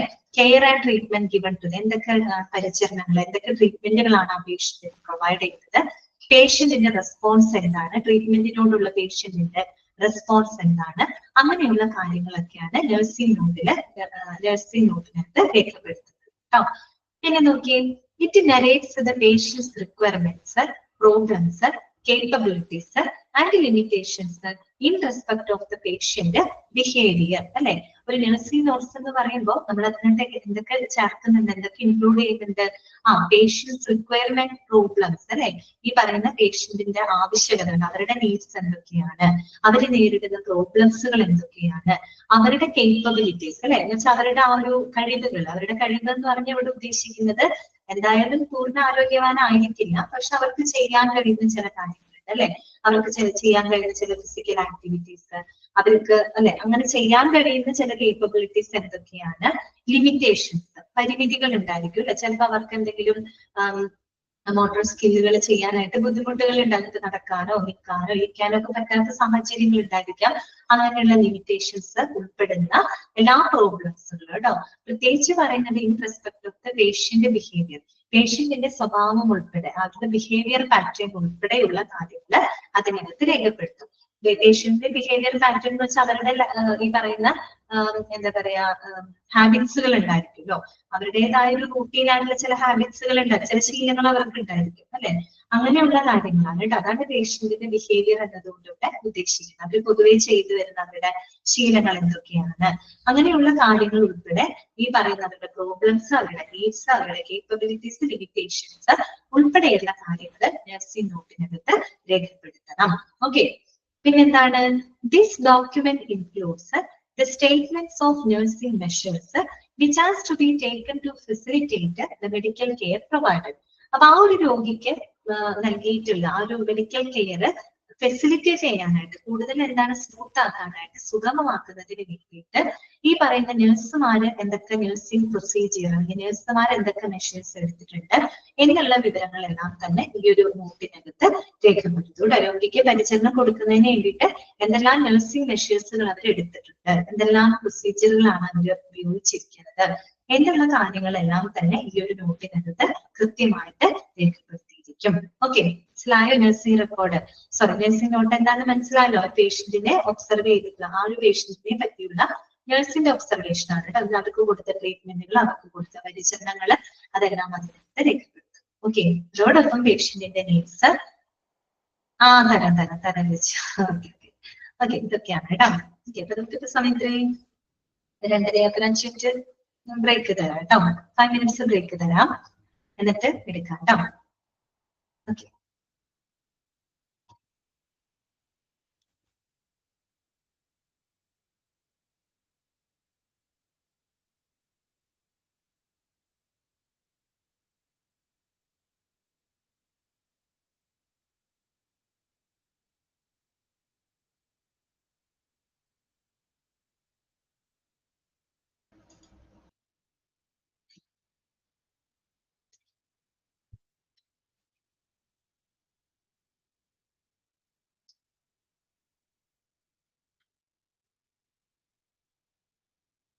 ക്ലാസ് ഒക്കെ മനസ്സിലാണല്ലേ? നിങ്ങൾക്ക് പറയുന്ന കാര്യങ്ങളൊക്കെ ക്ലിയർ അല്ലേ? ഓക്കെ അല്ലേ?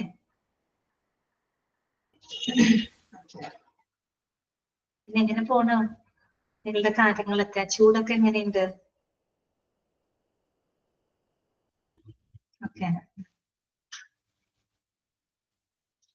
എവിടെ ഇന്ന് സുഹൈന? എന്നെ കണ്ടില്ലല്ലോ. സുഹൈന ഇല്ല ഇന്ന് ക്ലാസ്സില്? നല്ല ചൂടുണ്ട്, ഹെവി ചൂടാണ്. ഓക്കെ,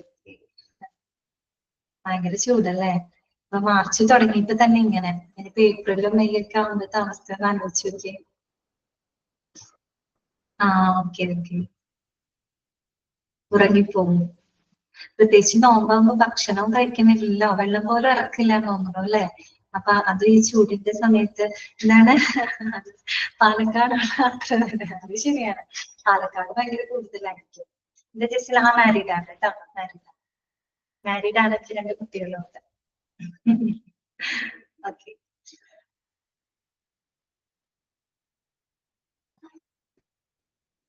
പിന്നെന്താണ് വിശേഷങ്ങള്? ഇത് ഭയങ്കര ഇതുപോലെ സ്നേഹമാണ്. കണ്ടാൽ പറയില്ലാണ്, അതെങ്ങനെയാ? കണ്ടാ പറയുന്നതിന് അത്യാവശ്യം പ്രായമുണ്ടെന്ന്. ഓക്കെ, എനിക്ക് 2 മക്കളൊക്കെ ഉണ്ട്. എനിക്കൊരു മോളുണ്ട്, ഒരു മോനുണ്ട്. മോള് 5ാം ക്ലാസ്സിൽ പഠിക്കുന്നത്, മോന് 1ാം ക്ലാസ്സിൽ പഠിക്കുന്നു. 2 മക്കളുണ്ട്. പിന്നെ നിങ്ങളെ പോലുള്ള ചെറുപ്പക്കാരുടെ കൂടെയാണല്ലോ നമ്മള് ഇടപഴകുന്നത്, അതുകൊണ്ടായിരിക്കും.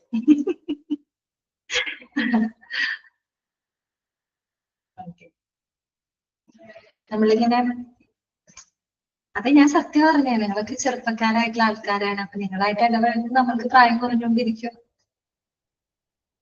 ഓക്കെ,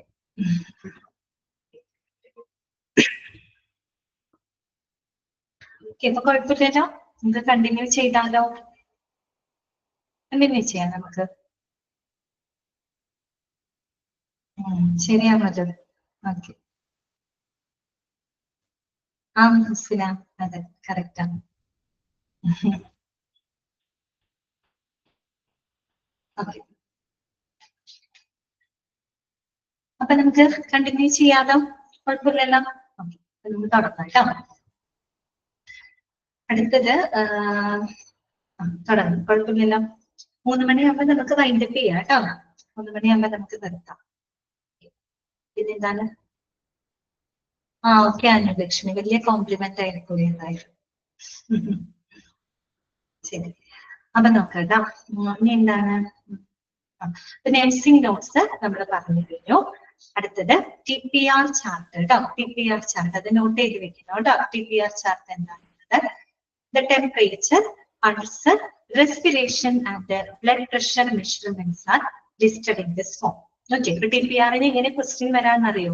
ഇൻ TPR തന്നിട്ട് T സ്റ്റാൻഡ്സ് ഫോർ എന്താണ്, R സ്റ്റാൻഡ്സ് ഫോർ എന്താണ് അങ്ങനെ ചോദിക്കും കേട്ടോ. അപ്പൊ അത് കൃത്യമായിട്ട് മനസ്സിലാക്കി വെക്കണം.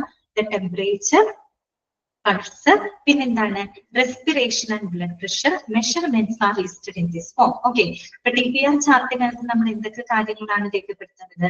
ടെമ്പറേച്ചർ, അതുപോലെ തന്നെ പൾസ്, റെസ്പിറേഷൻ. ഓക്കെ, അപ്പൊ ചോദിക്കൂട്ടോ T സ്റ്റാൻഡ്സ് ഫോർ എന്താണ്? ടെമ്പറേച്ചർ ആണ്. P സ്റ്റാൻഡ്സ് ഫോർ പൾസ് ആണ്. R stands for respiration. നമ്മൾ സാധാരണ വൈറ്റൽസ് ഒക്കെ എടുക്കില്ലേ? എന്തെങ്കിലും ഒരു കാര്യത്തിന് ഹോസ്പിറ്റലിൽ പോകുമ്പോൾ നോക്കാറില്ലേ? നമ്മുടെ ടെമ്പറേച്ചർ നോക്കും, നമ്മുടെ പൾസ് നോക്കും, ബ്ലഡ് മറ്റേ ഓക്സിജൻ സാച്ചുറേഷൻ ലെവലൊക്കെ നോക്കും. ഓക്കെ, അങ്ങനെയുള്ള കാര്യങ്ങളാണ് കേട്ടോ അതിനകത്ത് രേഖപ്പെടുത്തുന്നത്. ഓക്കെ, അടുത്ത നമുക്ക് നോക്കാം മെഡിക്കേഷൻ ഷീറ്റ് കേട്ടോ. എന്താണ് മെഡിക്കേഷൻ ഷീറ്റ്? ആ പേര് സൂചിപ്പിക്കുന്നുണ്ട്. എന്തായിരിക്കും മെഡിക്കേഷൻ ഷീറ്റ് എന്ന് പറയുമ്പോൾ? എന്തായിരിക്കും?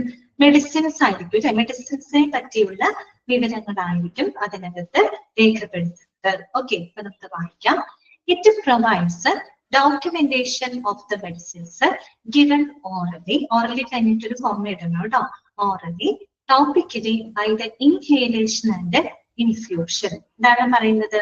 അതായത് നമ്മുടെ രോഗികൾക്ക് പ്രൊവൈഡ് ചെയ്യുന്ന ഓറലി നമ്മൾ കൊടുക്കുന്ന മെഡിസിനെ പറ്റിയുള്ള വിശദാംശങ്ങളാണ് മെഡിക്കേഷൻ ഷീറ്റിനകത്ത് രേഖപ്പെടുത്തുന്നത്. ഓക്കെ, ഓറലി കൊടുക്കുന്ന മെഡിസിൻസ് അല്ലെ.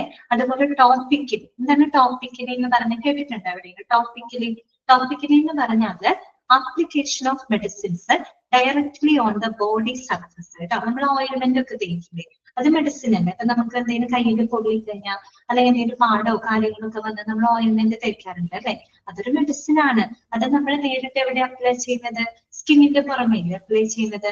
അങ്ങനെയുള്ളതിനെയാണ് ടോപ്പിക്കലി എന്ന് പറയുന്നത് കേട്ടോ. ഇപ്പൊ ടോപ്പിക്കലി എന്ന് പറഞ്ഞാൽ എന്താണ്?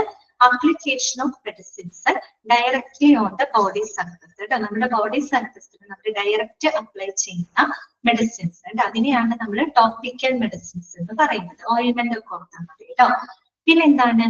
Inhalation and infusion. ഇൻഹെയിൽ ചെയ്യാന്ന് വെച്ചാൽ നമ്മുടെ ശ്വസനത്തിലൂടെ എടുക്കുന്ന മരുന്നുണ്ട് അല്ലെ. നമ്മൾ നെബുലൈസ് ഒക്കെ ചെയ്യുന്നത് എങ്ങനെയാ? ഇൻഹേലേഷനിലൂടെയല്ലേ നമ്മൾ മെഡിസിൻ എടുക്കുന്നത്. അതുപോലെ തന്നെയാണ് ഇൻഫ്യൂഷൻ. ഇൻഫ്യൂഷൻ എന്ന് പറയുമ്പോൾ നമ്മൾ സിറിഞ്ച് വഴിയായിട്ടൊക്കെ നമ്മൾ ഇൻഫ്യൂസ് ചെയ്ത് വിടുന്ന മരുന്നുണ്ട്. അപ്പൊ ഈ രീതിയിൽ ഓറലി ആയിക്കോട്ടെ ടോപ്പിക്കലി ആയിക്കോട്ടെ ഇൻഹേലേഷനിലൂടെയും ഇൻഫ്യൂഷനിലൂടെയും നമ്മൾ ഒരു രോഗിയിൽ അഡ്മിനിസ്റ്റർ ചെയ്യുന്ന മെഡിസിൻസിനെ പറ്റിയുള്ള വിശദ വിവരങ്ങളാണ് ഏതിനകത്ത് രേഖപ്പെടുത്തുന്നത്? മെഡിക്കേഷൻ ഷീറ്റിനകത്ത് രേഖപ്പെടുത്തുന്നത്. ഓക്കെ, ക്ലിയർ ആണല്ലോ?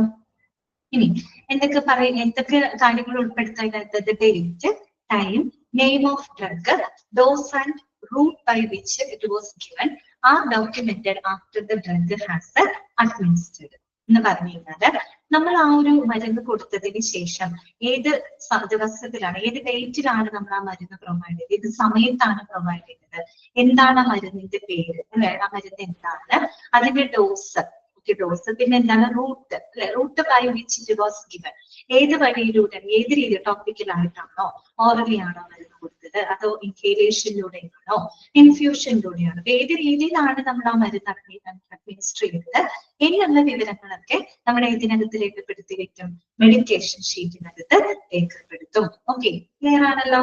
ഒന്നുമില്ല അതിനകത്ത്. മെഡിക്കേഷൻ ഷീറ്റ് എന്ന് പറഞ്ഞാൽ മെഡിസിൻസ് കൊടുത്തതിനെ പറ്റിയുള്ള വിശദാംശങ്ങളാണ്. എപ്പോൾ കൊടുത്തു, ഏത് മരുന്ന് കൊടുത്തു, ഏത് ദിവസം കൊടുത്തു, ഏത് സമയത്ത് കൊടുത്തു, അങ്ങനെയുള്ള വിവരങ്ങളൊക്കെയാണ് അതിനകത്ത് രേഖപ്പെടുത്തുന്നത്. ഓക്കെ, അടുത്തതാണ് മിസലേനിയസ് റിപ്പോർട്ട്സ് കേട്ടോ. അതാണ് മിസലേനിയസ് റിപ്പോർട്ട്സ്, അല്ലാതെയുള്ള റിപ്പോർട്ടുകൾ കേട്ടോ.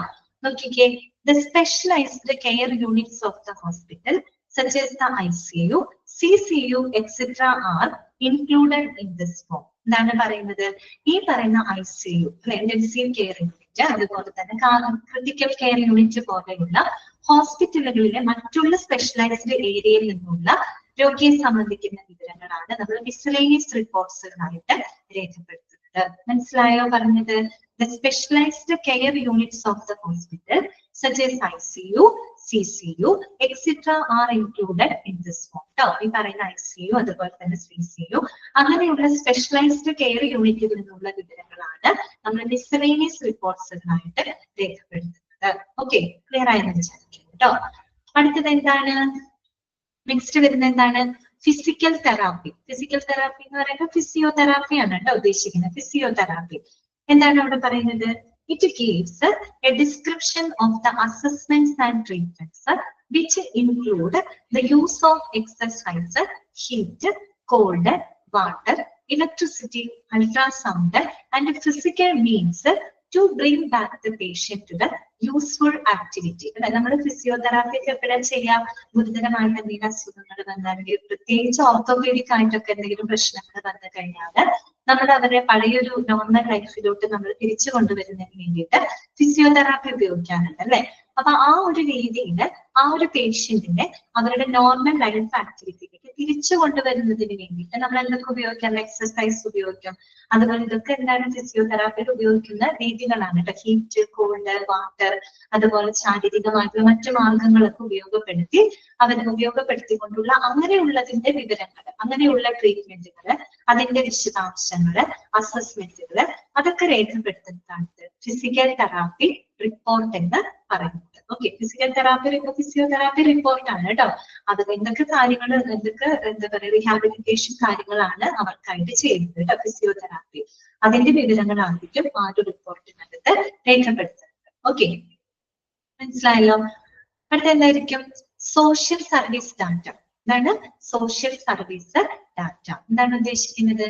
It must consist of background, social information and problems identified by the patient, his family and the social worker. Okay, എന്താണ് സോഷ്യൽ സർവീസ് ഡാറ്റ എന്ന് പറഞ്ഞു കഴിഞ്ഞാല് അതായത് ആ ഒരു പേഷ്യന്റ് അവര് ജീവിക്കുന്ന അവരുടെ ഒരു സോഷ്യൽ ബാക്ക്ഗ്രൗണ്ട് ഉണ്ട് അല്ലെ. ആ ഒരു സോഷ്യൽ ബാക്ക്ഗ്രൗണ്ട്, അവരുടെ സോഷ്യൽ ഇൻഫർമേഷൻസ്, സാമൂഹികമായിട്ട് ചിലപ്പോൾ അവര് നേരിടുന്ന പല ഇഷ്യൂസ് ഉണ്ടായിരിക്കും അല്ലെ. അങ്ങനെയുള്ള പ്രശ്നങ്ങളൊക്കെ എന്താണ്, അങ്ങനെയുള്ള വിവരങ്ങളാണ് നമ്മൾ സോഷ്യൽ സർവീസ് ഡാറ്റയ്ക്കകത്ത് രേഖപ്പെടുത്തുന്നത്. മനസ്സിലായല്ലോ. ആ ഒരു രോഗി നമ്മൾ ഒരു സമൂഹത്തിൽ ജീവിക്കുന്നത്. അപ്പൊ നമുക്ക് ഓരോ ആളുകൾക്കും അവര് സാമൂഹികമായിട്ട് അവർ നേരിടുന്ന പല പ്രശ്നങ്ങൾ ഉണ്ടായിരിക്കാം അല്ലെ. അവരുടെ ആ ഒരു സോഷ്യൽ ബാക്ക്ഗ്രൗണ്ട്, അവരുടെ സോഷ്യൽ ഇൻഫർമേഷൻ, എന്തൊക്കെ പ്രശ്നങ്ങളാണ് അവർ ഫേസ് ചെയ്യുന്നത്, അങ്ങനെയുള്ള വിവരങ്ങളൊക്കെയാണ് നമ്മൾ സോഷ്യൽ സർവീസ് ഡാറ്റയ്ക്കകത്ത് ഉൾപ്പെടുത്തുന്നത്. Okay, it must consist of background, social information and problems identified by the patient, his family, and the social worker. Okay, clear ആണല്ലോ. മനസ്സിലായില്ലേ എന്താണ് സോഷ്യൽ സർവീസ് ഡാറ്റ എന്ന് ഉദ്ദേശിക്കുന്നത്? നെക്സ്റ്റ് വരുന്നത് അവസാനത്തെ ക്ലിനിക്കൽ ഡാറ്റയാണ് ഡിസ്ചാർജ് സമ്മറി. ഇതാണ് ഡിസ്ചാർജ് സമ്മറി. നമുക്ക് ഓൾറെഡി നമ്മൾ പഠിച്ചതാണ് അല്ലെ. ഡിസ്ചാർജ് സമ്മറിയിൽ നമ്മൾ എന്തൊക്കെ കാര്യങ്ങളെ രേഖപ്പെടുത്താം? ആ ഒരു രോഗി ഹോസ്പിറ്റലൈസ് ചെയ്യാനുണ്ടായ കാര്യങ്ങള്, അതിലൂടെ കണ്ടെത്തിയ കാര്യങ്ങൾ എന്തൊക്കെയാണ്, അങ്ങനെ ആ ഒരു എന്താ പറയാ ഒരു പരിചരണത്തിൽ എന്തൊക്കെ ട്രീറ്റ്മെന്റുകൾ അവര് എടുത്തിരുന്നു, നിലവിൽ അവർ ഡിസ്ചാർജ് ചെയ്തു പോകുമ്പോൾ അവരുടെ ആ ഒരു രോഗിയുടെ അവസ്ഥ എന്താണ്, അങ്ങനെയുള്ള എല്ലാ കാര്യങ്ങളും നമ്മൾ ഇതിനകത്താണ് രേഖപ്പെടുത്തുന്നത്? ഡിസ്ചാർജ് സമ്മറിക്കകത്താണ് രേഖപ്പെടുത്തുന്നത്. ഓക്കെ, ലിസ്റ്റ് ഒന്ന് വായിക്കാം. It is a brief recapitulation of the patient's course in the hospital. Recapitulation എന്ന് പറഞ്ഞാൽ എന്താ? റീക്യാപിറ്റുലേഷൻ ശരിക്കും പറഞ്ഞ എന്താ? പുനരാവിഷ്കരിക്കുക നമ്മൾ പറയും. പുനരാവിഷ്കാരം എന്ന് പറഞ്ഞാൽ ആ ഒരു ഹോസ്പിറ്റലിലുള്ള ആ ഒരു പേഷ്യന്റിന്റെ ആ ഒരു ട്രീറ്റ്മെന്റ് കോഴ്സിന്റെ ഒരു സമ്മറി അല്ലെ. അതാണ് ഡിസ്ചാർജ് സമ്മറി എന്നതുകൊണ്ട് ഉദ്ദേശിക്കുന്നത് കേട്ടോ. ഓക്കെ, നോക്കിക്കേ. It involves the reason for hospitalisation. എന്തൊക്കെ കാര്യങ്ങളാണ് ഡിസ്ചാർജ് സമ്മറിക്ക് നമ്മൾ തുടക്കം പഠിച്ച ഈ ചാപ്റ്റർ അല്ലെ. ഹോസ്പിറ്റലൈസേഷൻ ഉണ്ടായ കാരണങ്ങൾ എന്താണ്, significant findings from the examination. ഈ പറയുന്ന എക്സാമിനേഷനിലൂടെ അവർ കണ്ടെത്തിയ പ്രധാനപ്പെട്ട കാര്യങ്ങൾ എന്തൊക്കെയാണ്? പ്രൊസീജിയറുകൾ അല്ലെ, നടപടിക്രമങ്ങള്, തെറാപ്പീസ് ഗിവൻ, എന്തൊക്കെ തെറാപ്പികളാണ് അവർക്ക് കൊടുത്തിട്ടുള്ളത്, ആൻഡ് റെസ്പോൺസ്, ഓരോന്നിനോടുള്ള പേഷ്യന്റിന്റെ റെസ്പോൺസ് എന്താണ്, condition at the time of discharge അല്ലെ, ഡിസ്ചാർജ് സമയത്തുള്ള ആ ഒരു പേഷ്യന്റിന്റെ കണ്ടീഷൻ എന്താണ്, and instructions provided regarding the medications, physical activities, diet and follow care അല്ലെ. പിന്നെ അത് മാത്രമല്ല മരുന്നിനെ സംബന്ധിച്ച് ഡിസ്ചാർജ് ചെയ്തു പോയതിനു ശേഷം അവർ കഴിക്കേണ്ട മരുന്നുകൾ, ഫോളോ ചെയ്യേണ്ട ഡയറ്റുകൾ, അവർ ചെയ്യേണ്ട ചില ഫിസിക്കൽ ആക്ടിവിറ്റീസ്, അങ്ങനെയുള്ള കാര്യങ്ങൾക്കായിട്ട് കൊടുത്ത നിർദ്ദേശങ്ങൾ അല്ലെ, അതും കൂടെ ഇതിനകത്ത് നമ്മൾ രേഖപ്പെടുത്തുന്നുണ്ട്, ഡിസ്ചാർജ് സമ്മറിക്കകത്ത് രേഖപ്പെടുത്തുന്നുണ്ട്. ഓക്കെ, ഇത്രയാണ് എന്ത് വരുന്നത്? ക്ലിനിക്കൽ ഡാറ്റയായിട്ട് വരുന്നത്. മനസ്സിലായോ? ഇതോടുകൂടി നമ്മുടെ മെഡിക്കൽ റെക്കോർഡിലെ കണ്ടന്റുകളെ പറ്റിയാണ് നമ്മൾ പഠിച്ചത് കേട്ടോ. 2 കാറ്റഗറി ആയിട്ടാണ് നമ്മൾ പറഞ്ഞത്. ഡാറ്റ റിലേറ്റഡ് വിത്ത് അഡ്മിനിസ്ട്രേഷനും പിന്നെ ക്ലിനിക്കൽ ഡാറ്റയും. ഓക്കെ, ഇനി ഞാൻ 1-2 ക്വസ്റ്റ്യൻസ് ഒക്കെ ജസ്റ്റ് ഒന്ന് ചോദിക്കാൻ, നിങ്ങളൊന്ന് മെസ്സേജ് ചെയ്യും കേട്ടോ. മനസ്സിലായോ എന്ന് അറിയാൻ വേണ്ടിയിട്ടാണ്, വേറെ ഒന്നിനല്ല കേട്ടോ. പിന്നെ നിങ്ങൾ ഉറങ്ങിപ്പോകും, അതുകൊണ്ടാണ്.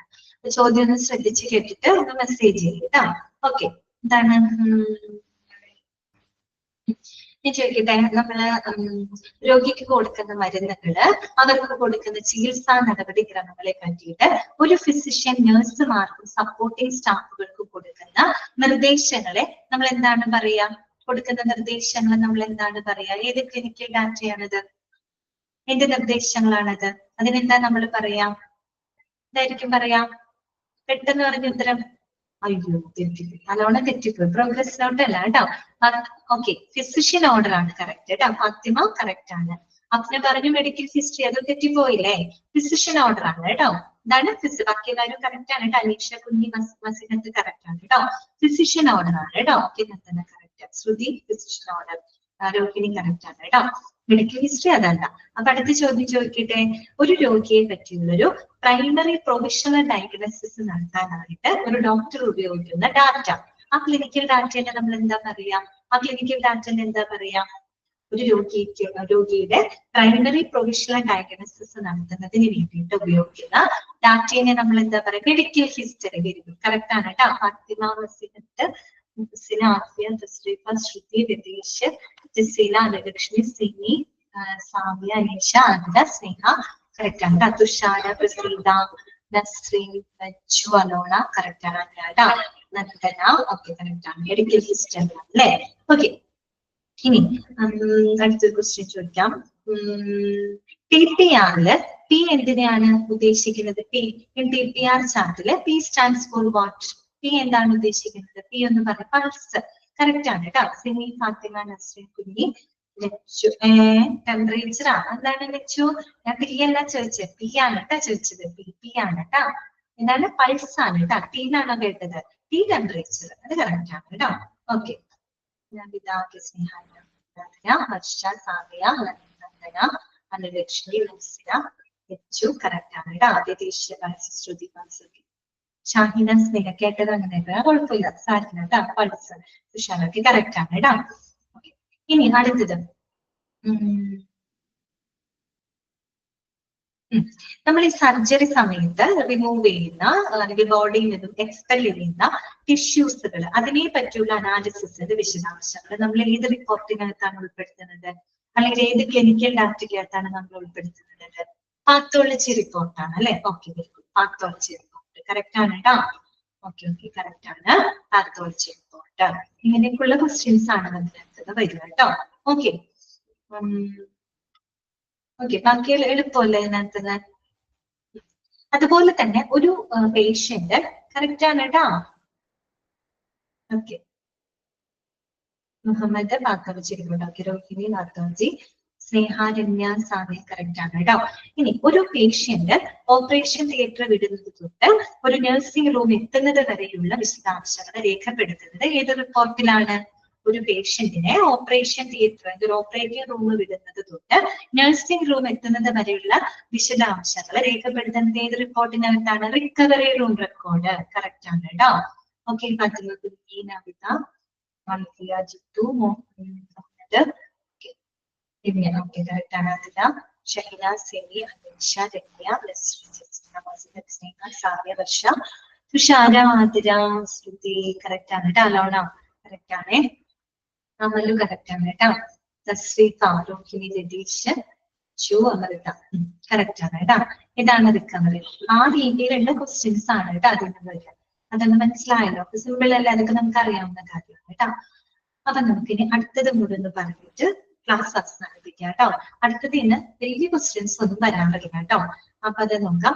Assembling of medical record forms കേട്ടോ. Assembling of medical record forms. ഇനി നമ്മൾ കണ്ടന്റ് പഠിച്ചു കഴിഞ്ഞാൽ ഇപ്പൊ ക്ലിനിക്കൽ ഡാറ്റയും പഠിച്ചു, ഡാറ്റ റിലേറ്റഡ് വിത്ത് അക്യൂസ്. അപ്പൊ കണ്ടന്റ് ക്ലിയർ ആയി കേട്ടോ. അതും നമ്മൾ പഠിച്ചിരുന്നു. ഇനി നമുക്ക് പഠിക്കാനുള്ളത് assembling of medical record forms ആണ് കേട്ടോ.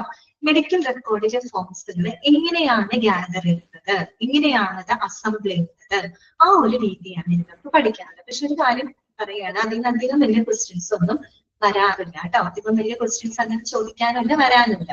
ജസ്റ്റ് ആ ഒരു ഓർഡർ മാത്രം നിങ്ങളൊന്ന് അറിഞ്ഞു വെക്കുക കേട്ടോ.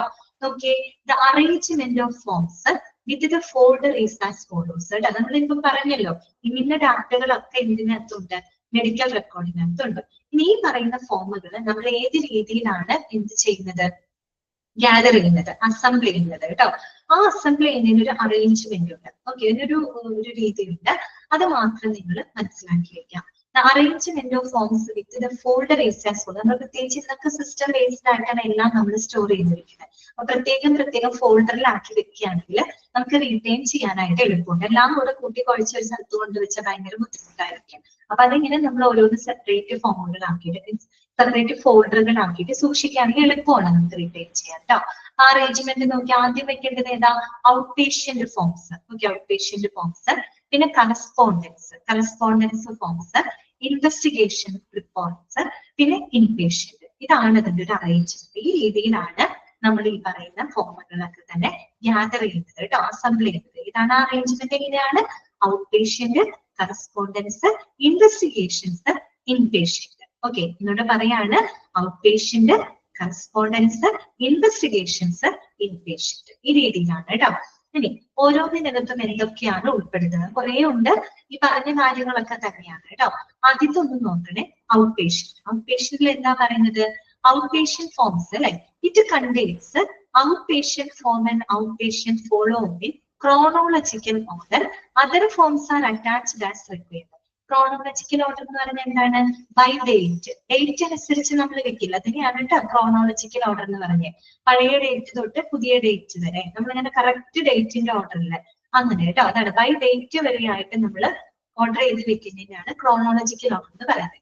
ഔട്ട് പേഷ്യന്റ് ഫോംസിന്, ഔട്ട് പേഷ്യന്റ് ഫോൾഡറിനകത്ത് എന്തൊക്കെയാണ് ഉൾപ്പെടുത്തുന്നത്, വേറെ ഔട്ട് പേഷ്യന്റ് ഫോമുകൾ ഉണ്ടായിരിക്കും, ഔട്ട് പേഷ്യന്റ് ഫോളോ അപ്പ് ഉണ്ടായിരിക്കും. അതൊക്കെ ക്രോണോളജിക്കൽ ഓർഡറിലായിരിക്കും നമ്മൾ അറേഞ്ച് ചെയ്ത് വെക്കുന്നത് കേട്ടോ. ബൈ ഡേറ്റ് അനുസരിച്ചിട്ടായിരിക്കും അത് അറേഞ്ച് ചെയ്ത് വെക്കുന്നത്. ഓക്കെ, ഇത്രയും മനസ്സിലാക്കിയാൽ മതി.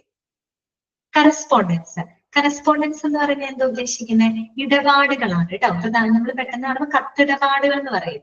ഇന്നിപ്പോ കത്തല്ല കൂടുന്നത് അല്ലെ, കത്തിടപാട് മാത്രമല്ല, ഫാക്സ് വഴി കമ്മ്യൂണിക്കേഷൻ, മോഡ് ഓഫ് കമ്മ്യൂണിക്കേഷൻ ആണ് കേട്ടോ. കറസ്പോണ്ടൻസ് എന്ന് ഉദ്ദേശിക്കുന്നത് ഇവിടെ മോഡ് ഓഫ് കമ്മ്യൂണിക്കേഷൻ, ഏതൊക്കെ രീതിയിലാണ് നമ്മൾ കമ്മ്യൂണിക്കേറ്റ് ചെയ്യുന്നത്, അല്ലെങ്കിൽ നമ്മൾ ഇടപാടുകൾ, കത്തുകളിലൂടെ, ഇപ്പൊ ഫാക്സ് വഴി അല്ലെ, ഇമെയിൽ വഴി ഒക്കെ നമ്മൾ എന്ത് ചെയ്യുന്നുണ്ട്, കമ്മ്യൂണിക്കേറ്റ്, ഡയറക്റ്റ് കമ്മ്യൂണിക്കേറ്റ് ചെയ്യുന്നുണ്ട് അല്ലെ. പേഷ്യൻസിന് നേരിട്ട് നമ്മൾ ഉടനടി ഫീഡ്ബാക്ക് കിട്ടുന്ന രീതിയിലുള്ള കമ്മ്യൂണിക്കേഷനും നടക്കുന്നുണ്ട്. അപ്പൊ കറസ്പോണ്ടൻസിനകത്ത് എന്തൊക്കെ ഉൾപ്പെടുത്തുന്നു, ജസ്റ്റ് ഒന്ന് വായിച്ചിട്ടാൽ മതി കേട്ടോ. It includes referral letter form. Referral letter ഒരു കറസ്പോണ്ടൻസ് അല്ലേ. ഒരു ഹെൽത്ത് സെന്ററിൽ നിന്ന് ഒരു റെഫറൽ ലെറ്ററിന്റെ സഹായത്തോട് കൂടിയിട്ടല്ലേ നമ്മളൊരു പേഷ്യന്റ് ഹോസ്പിറ്റലിലോട്ട് പറഞ്ഞു വിടുന്നത്. അപ്പൊ അവര് ഈ ഹെൽത്ത് സെന്ററും ഹോസ്പിറ്റലും നമ്മൾ എങ്ങനെ കമ്മ്യൂണിക്കേറ്റ് ചെയ്യുന്നത്, ത്രൂ ദ റെഫറൽ ലെറ്റർ ആണ്. അപ്പൊ അതൊരു കറസ്പോണ്ടൻസ് ആണ്, അതൊരു കമ്മ്യൂണിക്കേഷൻ ആണ്. So it includes the referral letter form, admission request form, consultation form, consent to an investigation, pre-operative checklist before the operation, notification of stillbirth form. Stillbirth എന്ന് പറഞ്ഞാൽ എന്താ അറിയോ, ചാപ്പിള്ള എന്ന് കേട്ടിട്ടുണ്ടോ, കുഞ്ഞുങ്ങളുടെ പ്രസവത്തില് അല്ല ഗർഭാവസ്ഥയിൽ മരണപ്പെടുന്നത് സ്റ്റിൽ ബർത്ത് കേട്ടോ. കുഞ്ഞുങ്ങള് ഗർഭാവസ്ഥയിൽ തന്നെ മരണപ്പെടുന്ന അവസ്ഥയാണ്. അപ്പൊ അങ്ങനത്തെ still birth notifications, birth notification, medical report, infection control form, incident report, ഇങ്ങനെയുള്ളതെല്ലാം തന്നെ കറസ്പോണ്ടൻസ് എന്ന് പറയുന്ന ഒരു ഫോൾഡറിനകത്താണ് നമ്മൾ ഉൾപ്പെടുത്തുന്നത് കേട്ടോ. ഇതിന് ചോദ്യങ്ങളൊന്നും അങ്ങനെ വരാറില്ല, ജസ്റ്റ് ഒന്ന് വായിച്ചു വെക്കാം കേട്ടോ. ഓക്കെ, ഇനി ഇൻവെസ്റ്റിഗേഷൻസ്, അതൊന്ന് മനസ്സിലാക്കി വെക്കാം. ഇൻവെസ്റ്റിഗേഷൻ എന്ന് പറയുന്നത് എന്തായിരിക്കും, ഇൻവെസ്റ്റിഗേഷൻ റിപ്പോർട്ടുകളാണ് അല്ലെ, അതായത് ഡയഗ്നോസ്റ്റിക് റിപ്പോർട്ടുകളാണ് അവിടെ ഉദ്ദേശിക്കുന്നത്. നോക്കൂ, it contains the laboratory mount sheets in which all laboratory reports are arranged in the chronological order. അല്ലെ, ഇതിൽ എന്താണ് ഇൻവെസ്റ്റിഗേഷൻ റിപ്പോർട്ട് എന്ന് പറയുമ്പോൾ അതിനകത്ത് ലാബ് അല്ലെ, ലബോറട്ടറി സംബന്ധമായിട്ടുള്ള റിപ്പോർട്ടുകൾ, laboratory mount sheet. Mount sheet എന്ന് പറഞ്ഞാൽ വേറൊന്നുമല്ല, നമ്മൾ ഈ പറയുന്ന ലബോറട്ടറി റിപ്പോർട്ടുകളൊക്കെ സോർട്ട് ചെയ്ത് തരംതിരിക്കാനായിട്ടൊക്കെ വെക്കുന്ന ഒരു ഷീറ്റാണ്, സ്പെഷ്യലൈസ്ഡ് പേപ്പർ ആണ്, കാർഡ്ബോർഡ് ഷീറ്റ് പോലെ അത്ര ഉദ്ദേശിച്ചിട്ടുണ്ട് കേട്ടോ. ഈ മൗണ്ട് ഷീറ്റ്സ് അതാണ് കേട്ടോ. അതിനകത്ത് എന്താണ് എല്ലാവിധ ലബോറട്ടറി റിപ്പോർട്ടുകളും നമ്മൾ ഡേറ്റ് അനുസരിച്ച് ക്രോണോളജിക്കൽ ഓർഡറിനകത്ത് അതിനകത്ത് രേഖപ്പെടുത്തി വെക്കും. എക്സ്റേ മൗണ്ട് ഷീറ്റ് ആണെങ്കിൽ അതിനകത്ത് all radiology reports mounted in chronological order. Okay, അതുപോലെ തന്നെ ECG, ECG എന്താണ് ഇലക്ട്രോ കാർഡിയോഗ്രാം അല്ലെ. EEG എന്താണ് ഇലക്ട്രോ എൻസെഫാലോഗ്രാം. ഇതൊക്കെ നമ്മൾ മെഡിക്കൽ ടെർമിനോളജിയിൽ പഠിച്ചിട്ടുണ്ട് കേട്ടോ. ഓക്കെ, പിന്നെ എന്താണ് ultrasound examination forms and any other diagnostic investigation reports which are kept in the following order. അതിനൊരു ഓർഡർ ഉണ്ട്. നമ്മൾ ഇൻവെസ്റ്റിഗേഷൻ റിപ്പോർട്ടുകൾ ഉണ്ടല്ലോ, അതൊരു പ്രത്യേക ഓർഡറിലാണ് നമ്മൾ അതിനകത്ത് ക്രമീകരിച്ച് വെക്കുന്നത്. ആദ്യം എക്സ്റേ ഉണ്ടെങ്കിൽ എക്സ്റേ ആദ്യം വെക്കും, പിന്നെ ECG, പിന്നെ EEG, പിന്നെ അൾട്രാസൗണ്ട് സ്കാനിങ്. ആ ഒരു ഓർഡറിലാണ് സാധാരണ രീതിയിൽ ഇൻവെസ്റ്റിഗേഷൻ ഫോമുകൾ നമ്മൾ അസംബിൾ ചെയ്ത് വെക്കുന്നത്. ഫസ്റ്റ് എപ്പോഴും എക്സ്റേ റിപ്പോർട്ടുകളായിരിക്കും, പിന്നെ ECG, പിന്നെ EEG, പിന്നെ ഈ പറയുന്ന അൾട്രാസൗണ്ട് സ്കാനിങ് റിപ്പോർട്ടുകൾ. ആ ഒരു രീതിയിലായിരിക്കും ഇൻവെസ്റ്റിഗേഷൻ റിപ്പോർട്ടുകൾ ഗ്യാദർ ചെയ്യുന്നത് കേട്ടോ. ഓക്കെ, ക്ലിയർ ആണല്ലോ, മനസ്സിലാക്കി വെക്കുക കേട്ടോ. അടുത്തത് ഇൻപേഷ്യന്റ്. ഇൻപേഷ്യന്റ് എന്ന് പറയുമ്പോൾ നമ്മളിപ്പോ നേരത്തെ പഠിച്ച ക്ലിനിക്കൽ ഡാറ്റകളില്ലേ, അതെല്ലാം തന്നെ ഇൻപേഷ്യന്റിന്റെ അകത്ത് ആ ഒരു ഫോൾഡറിനകത്താണ് നമ്മൾ സൂക്ഷിക്കുന്നത് കേട്ടോ. Contains admission, discharge sheet, history and physical examination, reports, progress notes, physician order, anaesthesia record, operation report forms, recovery record, labour record, diabetes record, resuscitation record, ICH record. ICH എന്ന് പറയുന്നത് ഇന്റഗ്രേറ്റഡ് ചൈൽഡ് ഹെൽത്ത് റെക്കോർഡ് കേട്ടോ. Growth chart record, paramedical service record, nurses notes, observation charts, medication record, fluid balance charts, intake output and vital sign records and discharge summaries. അത് ഇങ്ങനെയാണ്. With the most remote admission filed on the bottom and most recent admission filed on the top.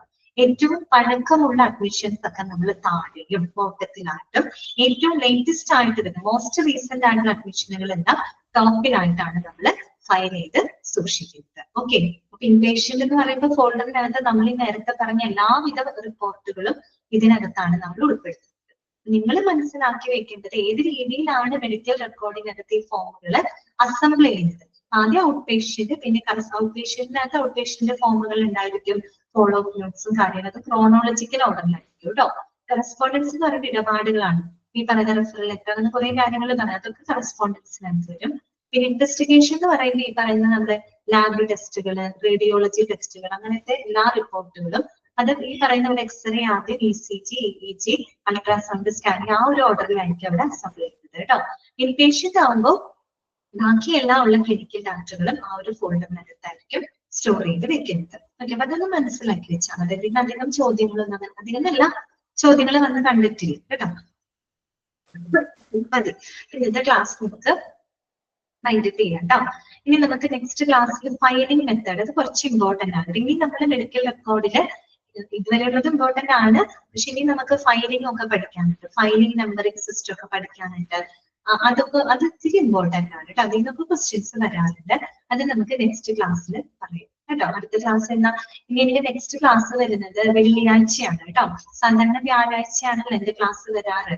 അപ്പം വ്യാഴാഴ്ച എന്റെ അവറിൽ സോളി ടീച്ചറും വെള്ളിയാഴ്ചത്തെ സോളി മിസ്സിന്റെ അവറിൽ ഞാനും ആയിരിക്കും എടുക്കുക കേട്ടോ. അങ്ങനെ ഒന്ന് ജസ്റ്റ് ഒരു ചേഞ്ച് വരുത്തിയിട്ടുണ്ട് കേട്ടോ. ഓക്കെ, ഞായറാഴ്ചയാണ് എനിക്ക് വരാറ്. വ്യാഴാഴ്ചത്തെ എന്റെ അവറിൽ സോളി മിസ്സും വെള്ളിയാഴ്ചത്തെ സോളി മിസ്സിന്റെ അവറിൽ ഞാനും ആയിരിക്കും എടുക്കുക കേട്ടോ. ഓക്കെ, അപ്പൊ ഞാൻ ജസ്റ്റ് ഒന്ന് അൺമ്യൂട്ട് ചെയ്യാണ്. ഇന്നത്തെ ക്ലാസ്സിൽ നിങ്ങൾക്ക് എന്തെങ്കിലും ഡൗട്ട്സ് ഉണ്ടെങ്കിൽ പറയാം കേട്ടോ. ഓക്കെ, ഇനി അങ്ങനെയാണ് കേട്ടോ. ജസ്റ്റ് ഒന്ന് ഇന്റർചേഞ്ച് ചെയ്തതുള്ളൂ. വ്യാഴം എന്നുള്ളത് വെള്ളിയിലോട്ട് മാറി, ഇത്രയേ ഉള്ളൂ കേട്ടോ. വേറെ വ്യത്യാസമൊന്നുമില്ല. 3 ക്ലാസ് തന്നെ ഉണ്ടാവും കേട്ടോ ആഴ്ചയിൽ. ഓക്കെ, വേറെ ഡൗട്ട് ഒന്നും ഇല്ലെങ്കിൽ നമുക്ക് ക്ലാസ് വൈൻഡപ്പ് ചെയ്യാം കേട്ടോ. ഇന്ന് 3 മണി വരെ ഉള്ളൂ കേട്ടോ. വെച്ചിട്ട് ഞാൻ പറഞ്ഞില്ല, അതിലെ മിസ് ലീവാണ് കേട്ടോ. അതിലെ മിസ് ലീവ് ആയതുകൊണ്ടാണ് ഇന്ന് 1.5 മണിക്കൂർ ക്ലാസ് എക്സ്റ്റെൻഡ് ചെയ്തെടുത്തതാണ് കേട്ടോ. 3 മണി ഇപ്പൊ വൈൻഡപ്പ് ചെയ്യാം കേട്ടോ. നമുക്ക് ഇനി ക്ലാസ് ഇല്ല കേട്ടോ. ഓക്കെ, ഇന്ന് മാത്രമാണ് കേട്ടോ. അങ്ങനെ ഇന്ന് മാത്രമാണ് കേട്ടോ. ഇന്നിപ്പോ മിസ് ലീവ് ആയതുകൊണ്ടാണ്. മജിത, ഞാൻ ഇന്നത്തെ കാര്യം മാത്രമാണ് കേട്ടോ പറഞ്ഞത്. എന്റെ ക്ലാസ് ടൈം ടേബിളിൽ ചെറിയൊരു ചേഞ്ച് വന്നിട്ടുണ്ട്. ഞായറാഴ്ച 3